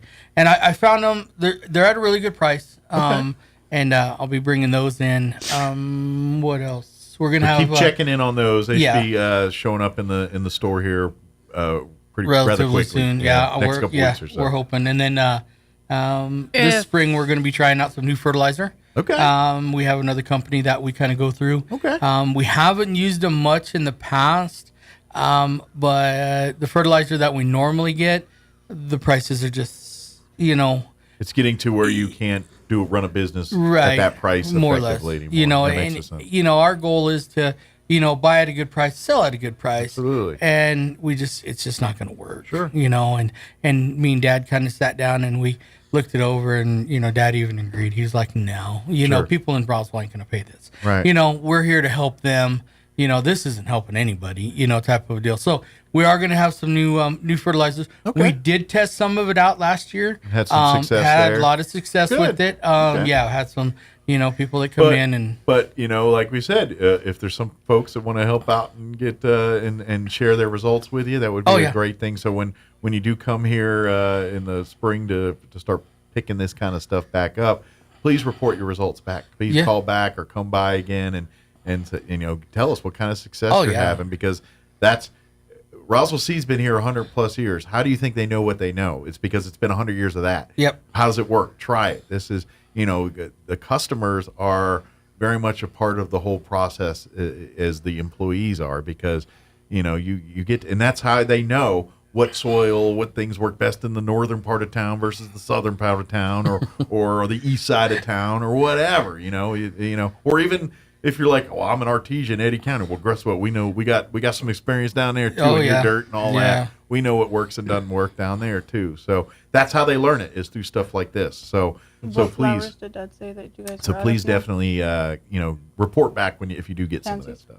Pansies. Okay. Yes, how are we on the pansies? Out. Well, we're not Pansy list. out, but I mean, what we We're have low. out is that's it. Okay, so we're type of deal. If you want to get pansies, you better roll in this week. And we had some people that pickings were are slim. Yeah, that were complaining. Well, when we put them out, we had people waiting that day. Sure. So Well, it's they're popular. popular. They're very popular. I mean, you hear the commercials. They're pansies, but they're a very hardy plant, which means they're very popular.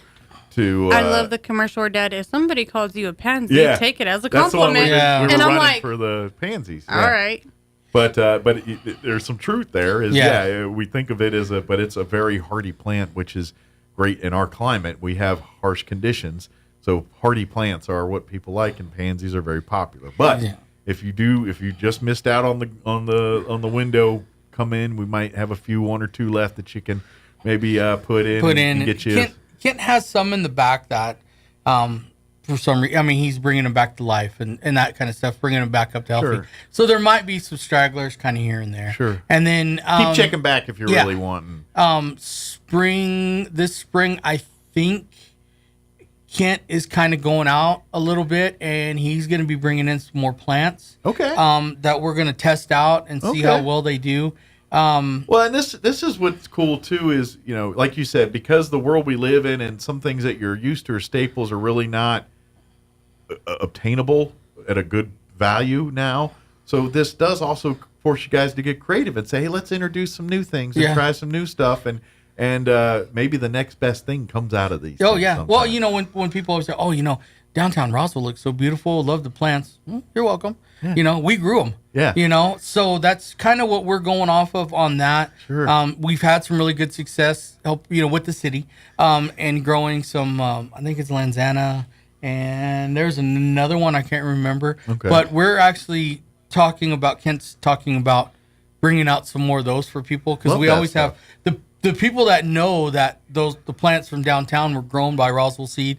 Hey, I want that. And it's like, we don't have it. And then, of course, they get mad. And, it's like, we're sorry, and stuff. But keeping up with the Joneses. Yeah, basically, It was grown just for this purpose. Yeah. And And it's a unique item. It's not a mass-produced item. No, and we're limited on space where we're at, believe it or not. Because once the geraniums come in, then that pretty much takes up all the space. That eats up because popular demand. Oh yeah, popular in demand. I mean, we have people that come as far away as Santa Fe to pick up geraniums from us because it's like the history, the track record, and I just yours look are at the it. hardier ones that survive. Yeah, I commend them. God bless you. You just drove to come pick up a plant. But that's the testament to your business and what you do. If people are willing to leave their communities to get a product that, in theory, could get in their communities, that really preaches to the quality of what you guys do, and what it's that 100 years of experience that does make the difference there. And yes, granted, everyone that works there has not 100 years old. We know that, but the knowledge, we feel like it though. The knowledge, everything that's been passed off through the years, through the family, the generations of the family have been passing along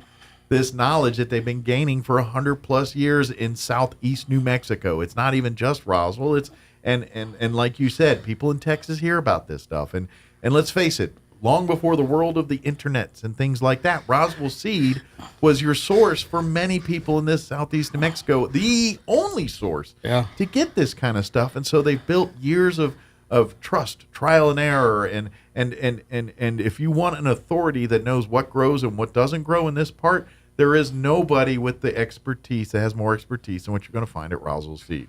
It's just when you're here so long, you by default you just absorb it. Yeah, it was funny the other day. I think it was Saturday.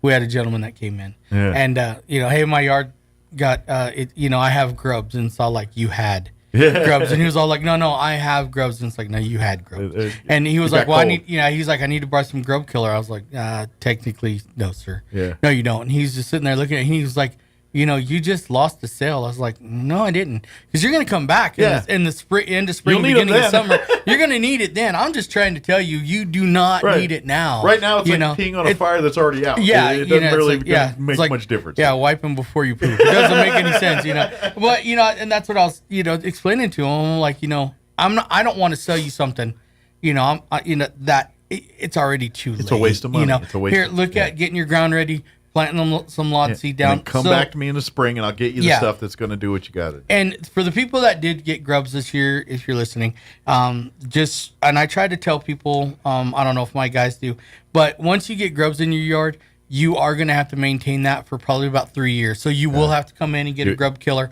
every year. Yeah, they'll die off each year, but your environment is very good for what they're wanting, so they're going to be back. They're going to be back, You got good grass. If you got grubs, you got good grass. You just got to make that environment unpleasant for them again. More or less. If you try to do it right now, it's going to be a wasted time and effort. They're already hatched and gone. Yeah. So a lot of times grubs... the barn door's already open. It's not trying to put the horse, keep the horse in after it's already gone. From what I understand, because I'm not like a super-duper grub expert as far as what they turn into, but what I was told is they turn into moths or those really black... fat bugs. Okay. That's supposedly what grubs turn into. Pupate into that. Yeah. So if you noticed a lot of one of those two a lot around your house, then you had a lot of grubs. Then there's grubs in your yard and stuff, and that's what was killing your grass and other things like that. And we got stuff that'll take care of it. It's just too late now. And you think about it too is they are where the food is. Yeah. And the food is not as good right now because that's not the season for it. Right. So they're leaving. They're out. They're gone. But when it's it's no different than getting political here, but your prairie chickens and all this other stupid crap they keep listing as in danger, and it's like, no, they just moved where the food is. Yeah. They didn't die. They're in somewhere else where the food is. Yeah, I love that when they this bird's in danger. You put a windmill in where they live. What do you expect? Animals that live off the land move to where the food is. Yeah. It's not that's just what it is. Yeah, when you're plowing up areas and putting in huge giant solar panels, of course the animals aren't going to be there. Well, and plus you live in a place that's in a perennial drought, vegetation, things tend to die off. So they go to places where the water is and where the food is. Yeah. It's just it's nature. Yeah. Do you know what I love about this weather mostly? Is so we got the rain on Saturday. Yes. And then the snow, which was awesome. Yeah, that Friday Friday. Yeah, that was crazy. And then so we haven't had actually any moisture fall minus the fog and then the morning condensation. So our area where the horse is at is still wet, it's just rained. I got that dew keeping the dirt down. Good deal. Love it. That's good. And then I get yelled at for walking in the house with muddy boots. Well, that's the price you pay. Oh, is that part of the last nerve? No. No. He's like, let me get my boots. I gotta go walk the property. Yeah. I'll be back. And kick them boots off outside and walk on that bare floor. So I got a question for you, real quick. Now that we're in a colder season, what are your bees doing? Are they kind of hibernating off, or are they? They'll stay inside. Okay. We feed them because we take all their honey. Yeah. We take all their food. Sure. So we feed them throughout the winter. I didn't know, like, what's the winter months for them like? Do they die off? Do you replace them, or they die off every 90 days. Right. No. But not in the winter. I was reading last night. Oh, God. So in the wintertime, because they're not out working, harvesting, pollinating, and doing any of that stuff, they actually live the entire winter months until they start working back out pollinating and stuff, like in the spring and summertime. That's when they die off every 60 days. So, in essence, are they kind of setting the table for the next, basically getting the room ready for the next generation, basically, is what Pretty they're doing? much. Oh, great. But- so they're just sitting around the whole winter getting a government check? No. They're going to go back to work? But wait. So bees, so you have your worker bees, your pollinating bees, the cleaner bees. So every 30 days, their job changes. So they get a new order, basically. Okay. But when their order changes, a chemical inside their brain changes, so their brain changes too. Interesting. I could go so far with this one. Yeah, I know you can. Hi. But I'm going to sock him. So, like, if you have, like, your cleaner bees, they're the ones that clean the hive. Right. They keep the hive clean. Okay. So when their job changes to maybe like attendant bee, like where they go attend the queen, basically their brain shuts down and it reboots as a different bee and their personality changes. Interesting. Oh, so that's what's wrong. My brain shuts down. But bees have facial recognition. And so when we go and we're getting lit up, we got a new group of bees. Oh. So they don't recognize us. They got to relearn you, huh? I recognize your facial recognition. So how long does a queen live before 5 years? They can live up to 5 years. Okay. If they are tended to by their bees. So in essence, when you get bees, you buy the queen, and the queen will make sure that the hive comes. Yeah, right. if you but yeah, that's a good question. Because like if you're going to be getting bees from us, we start taking orders around January. Okay. We pick them up the second week of April. And when you buy what we refer to as a package of bees, that's 3 pounds of bees and a queen. Okay. But the queen's the real. Yeah, she's already been mated. She's ready to go. And she's clipped, so she can't fly. So that's one thing. Now you can. They're more expensive, but they're called nukes. And what a nuke is a nuke is like already a colony established. The queen has been introduced and released. Okay. There's frames inside of this. They just need a hive to move to. Yeah, basically. And then there's the new nukes. Huh? The nukes, the queen's not released yet. Yes, the nukes or queens are released because it's an ongoing colony. I thought the new nukes were the ones that the I don't know queens what were the released. heck a new nuke is. But yeah, no, the nukes are, the queen's already released and so ready. basically, it's like put them in the hive. Right. And they're going to start doing what they do. With us, when you get the package, you have to introduce the queen to the hive. Okay. They have to accept her, and then they will release her out, and then the colony starts from there. Is that what's like percentages of accepting versus non-accepting? Is it pretty high, or is usually the acceptance is pretty high. pretty standard? Yeah. I didn't know if she had to do a series of tests to prove her worth or something. No, she just basically has to get her pheromones in throughout the hive, and that's what happens a lot of times if she's released too early, or beekeepers, for some reason, some of them think, do we release her right now? They'll kill her because she's an outsider coming in. So if she's not strong enough, will there be like factions? Like some of them will be loyal, some would not, and that's where it starts the fighting. Basically, yeah, that's you can actually have half of a hive swarm. Like if Okay. that hive, like half of the hive doesn't accept the queen, they'll swarm and go to another hive where they'll make their own queen. Okay. Yeah. And then they'll take off. And we try to explain to people in our area, we do have Africanized bees, and generally you find them on the river lines. They follow water. Gotcha. But in the importance of your queen not being able to fly, when a new queen is made, she has to mate, but she has to be mate in flight. So if she takes off and flies and meets up with an Africanized drone, then she just brought that back to that colony, and then that colony will eventually change. Right. We're kind of thinking that we might have one. We don't know. Because the last time that we went to go feed, well, you didn't get stung. I got lit up. You just noticed a more aggressive bee is what you're seeing. To get the bees off. Very if they're aggressive. Africanized, they're going to be much more aggressive. Way aggressive, yeah. They got more like hornet or wasp natures as opposed to bee natures? It's that, like but instant anger. Yeah, it's really fast, and you'll notice the numbers are like half the hive comes after you. Gotcha. You know, where before... The tools you need to calm them down, do they work as effectively? Or no? So like smoke and the things that you do to keep it calm? So... prior to the first feeding, we went to go get the hive set up for feeding. And so we were picking up like the feeders and stuff that we already had set aside out there at where the hives are. And so I had just literally picked up an entrance reducer in front of a hive, and like half of the hive came out and like just covered me. They weren't stinging me. They were giving me the full business of get away, get away, get away. Right. The full warning, full court press warning. He smoked the bees on me. They didn't go away. I literally had to climb in the back of his truck while he drove out of where... He had to leave the area to get them to say, all right, you're no longer a threat to us. Like 2 miles away to get them to leave. Yeah, well, then when we went to go feed, he was carrying the sugar water, and I had the reducers that go inside that you put the feeders in. And so I had slid it into the hive and then set the feeder water in it. They came out and they went after him, but they were actually stinging him, and it was 2 separate hives.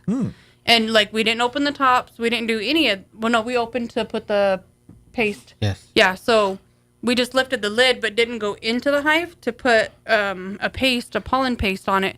But he got 14 bee stings. Wow. She angered them. I'm pretty sure on purpose. But, you know. Yeah. That's the get even with that. Get even with you this way. You got your last nerve. Yeah, basically. Yeah, there you go. My last nerve. But we have 2 different hives, and like all the other hives are just like, oh, hey, food. But if you are into that, again, come around first of the year here. Yep, come talk to Roswell Seed and let them get you introduced into. If you're wanting to make your own honey and doing that, they've got the equipment and things to do that, to teach you how to do that. We do kind of. We'll help you out. You know, we'll talk to you about things. We'll talk you through things. I mean, we go to other new beekeepers and, you know, hey, I need help. It's like, yeah, I'll show you how to set the hive and all that. It's not like hey, you just bought. I mean, because beekeeping, trust me, it's an expensive little hobby to get started. And then it's like kind of like any other hobby. But it's a great hobby to get in because we live in a world where there's less bees. There's less of this here. And so to get more people into this hobby of doing it is going to help grow the population and get it back to the levels that we want it to be. And we're out of. I'm out of honey. I've been out of honey. Sorry, everyone. I had a phone call from a lady at the Humane Society because she's like, I need honey and I didn't know where to buy it from, and I was like, still we're got some left in my pantry. But something people need to realize is when you purchase a package of bees that does not come with the hive. It does not come, the hive body, the frames, any of that. It is just the bees and the queen. Right. You got to get the rest of it. If you do not have anything, you probably want to place your order in January, get an order in if you guys are out of... Build your habitat before the bees come in. Because you need to build it, paint it, and have it ready so that way when the bees come... you're ready to put them in, and you're not struggling to, I got to leave them in the package because I didn't paint it. Sure. And I imagine the longer they're in that, the greater chance of them dying off. And they will. They will. They don't last very long. Those are only allowed to keep them alive for a finite time in that thing before you need to put them in there. They get loaded in the packages Friday morning. We drive straight back, and Saturday morning we give them out or hand them out. And you need to set them no later than Sunday. Gotcha. So you got about 24 hours to get them into their habitat. And we do carry all the equipment. The only thing I don't carry is bee suits. I do carry hats, gloves, veils, and all that to protect you. But yeah, you do need to paint your hives, and you can paint them pretty color or light colors, nothing dark. But you can paint... no orange, no black. Yeah, I mean, you know... things that'll attract them. Yeah. I got manly man hives now. I got... hives with flowers on them. One that says hope. I feel like that should be the name of a product, Man Hives. Oh, yeah. I don't know what yet, but Man I don't know Hives, what it would that be. sounds like a good product name. So, but anybody that is looking for honey, you can call the store. We do have a local beekeeper that does still have some honey left. Okay. But like I said, the season's running dry here, so there's not going to be many people that have honey left. No, we had none. Even some of the honey that I had set aside, I've been they're rationing gone. mine. So a little bit at a time. A lady came in and bought like every she bought everything. The quart jar, everything. Everything that we had left. She was because they told her, says, "Well, this is Smart. it." She was all like, "I'll buy it all." Smart. Thanks. And it's like, gosh, dang. Well, and for folks that don't know, local honey has such a huge benefit to you locally. Allergies. I mean, honey's great anywhere. You can get anybody's honey, but as terms of most benefits to your human body, you'll find that, especially if you're dealing with allergies, things like that, consuming locally grown and procured honey, it actually works as a little bit of an antibody for your for your body. And you might find you're dealing with allergies and stuff Our less most because common you're eating local allergy in New Mexico, the entire state of New Mexico, is alfalfa. Yeah. Because we are a alfalfa state. Ironically, the most pollinated plant in New Mexico from bees is alfalfa. So if you have hay fever, alfalfa allergies, get local honey because 9 out of 10 times it's going to be pollinated with some part of alfalfa. And it'll help you. It does. Oh, and it's a tasty medicine. Yeah, exactly. Just a spoonful of sugar. It's a medicine that you have no problem getting the kids to take. Right. That stuff. Yes. It's amazing stuff. Now, if you are diabetic, I do not recommend having more than a teaspoon I'm of it about to a say, day. there is too much of a good thing here. And Yeah. don't just instead of maple syrup, whatever, just put honey all over. That might be a little natural. God created it. I feel know. it's okay. Oh yeah, I know you do. It is to a point, but when you eat it by the pound, then you maybe ought to lay off a little. That is not me. That's her. That's this one. No, when I made French toast with honey, you were all over that. Because I was hungry. I'm fat. What do you expect? But like when you pour a gallon of it on there, that's a little bit bad for the business. But like a teaspoon, a spoonful full. What is it? A spoonful of sugar? Yeah, a spoonful of sugar. A spoonful of honey helps the allergies go away. Yeah, she eats. I mean, she eats honey. Like there was actually I was watching this video and this guy was making honey daubers. And he made like this huge honey dauber. Oh man! It was like the size of a football. And I sent it to her. I was like, "Here's your new honey dauber," because she'll swirl and then she, lets it drop in and stuff. It's like it's gold deliciousness. Yeah, I mean, I did catch her one time. I mean, she actually had it in her mouth, and I'm like, other people use that. She's like, "No, I got a backup one." I'm like, "How many of these things we got?" It's like, gosh, dang. Now I want to take honeycomb cereal, like those little combs, and dip it in honey. Yeah, yeah. That actually, believe it or not, that's supposed to be really, really good. Yeah. One of the customers, their daughter, that's what she does. I would say that's because you got the little honeycomb cereals. I guess they still look the same. I haven't had one in 100 years, but to dip that in the real honey, that would be pretty good. What she says she does is she just takes a bowl and puts just a little bit in, not much, and then she drizzles honey and then kind of stirs it and then drizzles more honey. And that's what she has as like an afternoon snack. Yeah. I mean, great I say idea. an afternoon. She's probably like 15 or 16. It's not like she's a little kid. Sure. But that's her kind of her you get afternoon home snack. Hey, I have an after work snack. I mean, what do you want to do? This is what I don't care if I'm 50. I still do this. You do too. You walk in and you go grab the Dukes. Don't even. Or you grab your licorice sticks or tortilla with butter. Do not give me that face. Speaking of licorice sticks, we got to go on another road trip. No. Yeah, we do. No. You know what? I'm putting my foot down. I'll leave. I'll go. I know exactly where the place is at. This is where it's going to happen. Whatever. I can You have choose apples that you haven't even finished. Because they match too much of the decor. No, I'm they afraid don't. to eat it. Whatever. Pretty. I forget about stuff all the time. But one of the things with honey that, and I did not know this when I was reading last night, I learned. Oh. Yeah. Wow. Mm-hmm. So they're actually using bees and studying bees to,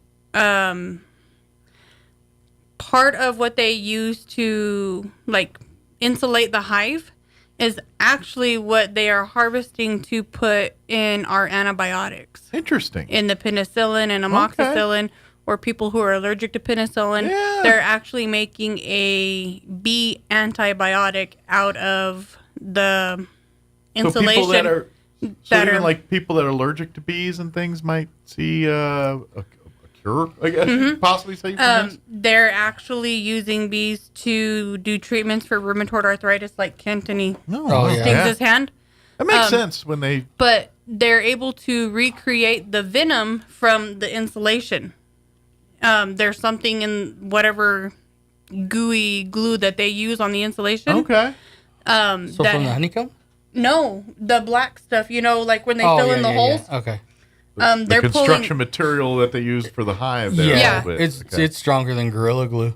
Like trying to pry that apart, oh God. Yeah, because they'll patch holes and they'll glue the frames in, and when you're trying to dig those out, it's near impossible. You'll end up destroying everything just trying to get one out, so it's not even So worth they're it. using that to make antibiotics for people who are allergic to penicillin, amoxicillin, or other types of antibiotics. And let's face it, there's a thing where doctors were prescribing penicillin or any antibiotics, and your body does build a tolerance to antibiotics after a certain point. And so people that constantly take antibiotics have to get stronger and stronger ones each time. So I imagine this might combat some of that kind of stuff too. And he thinks I'm nuts because, like, if I get sick and I have a sore throat, I'll buy garlic cloves and I'll peel the whole garlic and I'll put a clove on each side and break it and then suck on it. I've also heard about something about onions in your It socks. is. I've done the onion in the sock, but when she does the garlic, man, I'm like nowhere near. There's no way. At least we learned one thing: she's not a vampire. True that. Yeah. When you mix no chance there. When you mix white onion, garlic, and honey, it is the strongest antibiotic naturally made that you can get. Nice. Not to mention making friends. Yeah. Yeah. And then she uses the big H words after she puts that stuff in, like hi, honey. It's like, oh, God, Well, we got to go. I just saw the time here. Okay. But if you have any questions about anything when it comes to fertilizing, or if, like I said, if you want some garlic or if you want some pansies, we got a little bit left. Yep, we're getting down to the very bit. Come on down this week. Any other questions, just call. Absolutely. We'll help you out. And if you really do want to learn more about this bee stuff, like I said, January is when they're going to start doing but come in now, start asking questions. If you need to set up your hive and get that going, John and his staff can help you get that stuff going on that. Just talk to them and come on by. Yeah. And don't forget, the holidays around the corner. If you got a grower or gardener on your list, there's lots of things at Roswell Seed. And if you can't figure it out or know what you're talking about, ask them and they'll get you a gift certificate. Just give them a $25, $50 gift certificate. You can put down any amount that you want. Sure. And then they'll just come in. And it's not like it's a one-time use thing. We'll mark on it. They so if you only spend $5 at a time or $10 at a time, yeah, we mark on that We'll use paper. it till you get it to use up your gift certificate. Yeah, there. that's all good. But if you need a pallet of grass seed, then you can put it towards that or something like bring that. Bring it in. Yeah. Sounds good. Very good. Of course, if you're not familiar, right here on North Main, you can't miss it. They've been there for 100+ years. They haven't moved, so. We're going on our 126th year. Jeez, 126. Man, Yeah. we're almost getting ready into the 200s here. Yeah, I know. Wow. And, we were supposed to have like 125-year anniversary, but Dad and his warped sense of humor, I think we're gonna have one next year because he does, 126. We like to celebrate 127. Yeah, it's like, why didn't we do it? This is like our 120th year. We celebrated on the 121st, and Dad's thing was as well. It's 11 squared or something. I don't know. He came up with some engineering. It's because you've been open for 125 years, but when you celebrate on the year after, it's a successful So you do it on the 1 year. 125 years. It's a premature celebration. Yeah, because technically you're not quite to the 100 years yet. You're like 99 and 9 months. There you go. I love the technicality between you two. It's great. Very good. Well, thank you guys. Thank you. We'll see you next time. All right. Thank you. 9:59. Quick break before we get kicked off the radio. Knowledge is the power to see more, do more, and be more. As one of the most affordable universities in the Southwest, Eastern New Mexico University has helped thousands of people like you earn a degree. Spring 2024 at ENMU is the perfect time to get started with affordable tuition, great scholarships, and a wide range of in-person or online classes. Learn your power. Apply today for spring 2024 at enmu.edu. Eastern New Mexico University. Student success. That's what we're about. You can't hunt camels in Arizona. Say they fear 36 newborn babies needing intensive care treatment may die because of fighting between... Actually, is that the Hamas-run Gaza Health Ministry says that 6 babies have now died because of that increased fighting. Israel maintains it is not targeting hospitals and that the hospital conceals Hamas tunnels underneath and command centers. BBC correspondent Mark Lowen.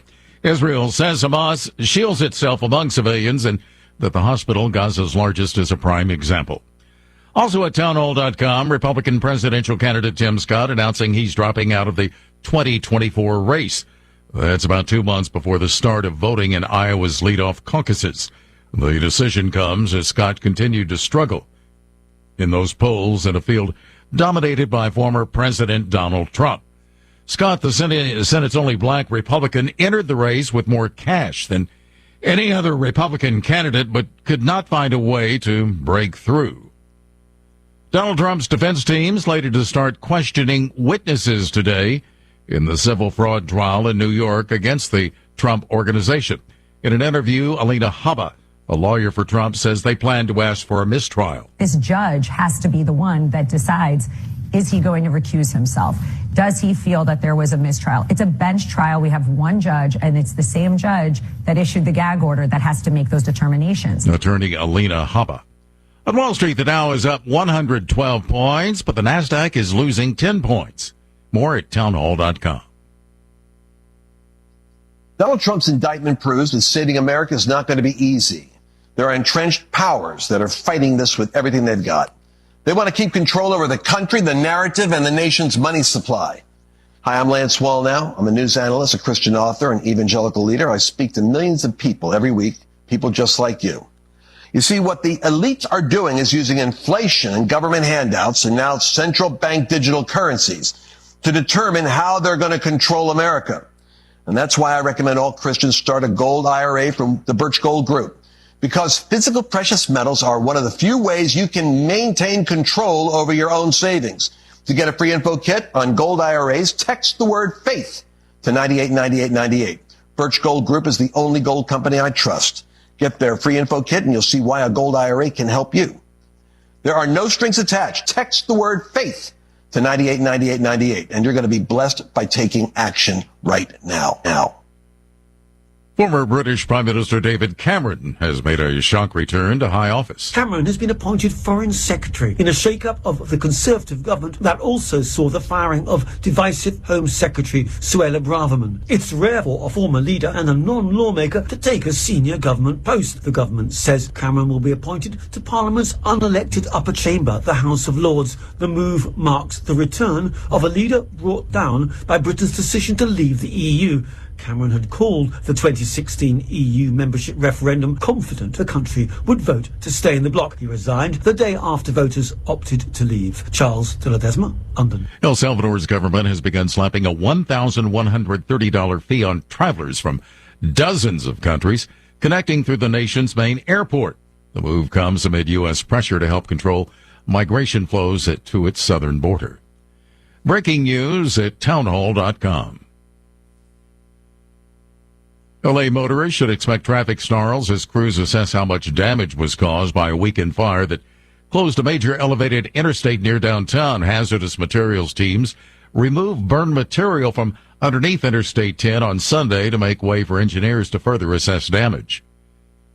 Virginia's State House will soon have its first black speaker in its 400-year history. That comes after the chamber's incoming Democratic majority Saturday chose Del Don Scott to serve in the post. Scott was unanimously elected by the House Democratic Caucus, and the full House of Delegates will vote to confirm him on the first day of the 2024 legislative session. Scott is a trial lawyer and a veteran of the U.S. Navy. He has served in the House since 2020. Jason Walker reporting. More on these stories at Town Hall.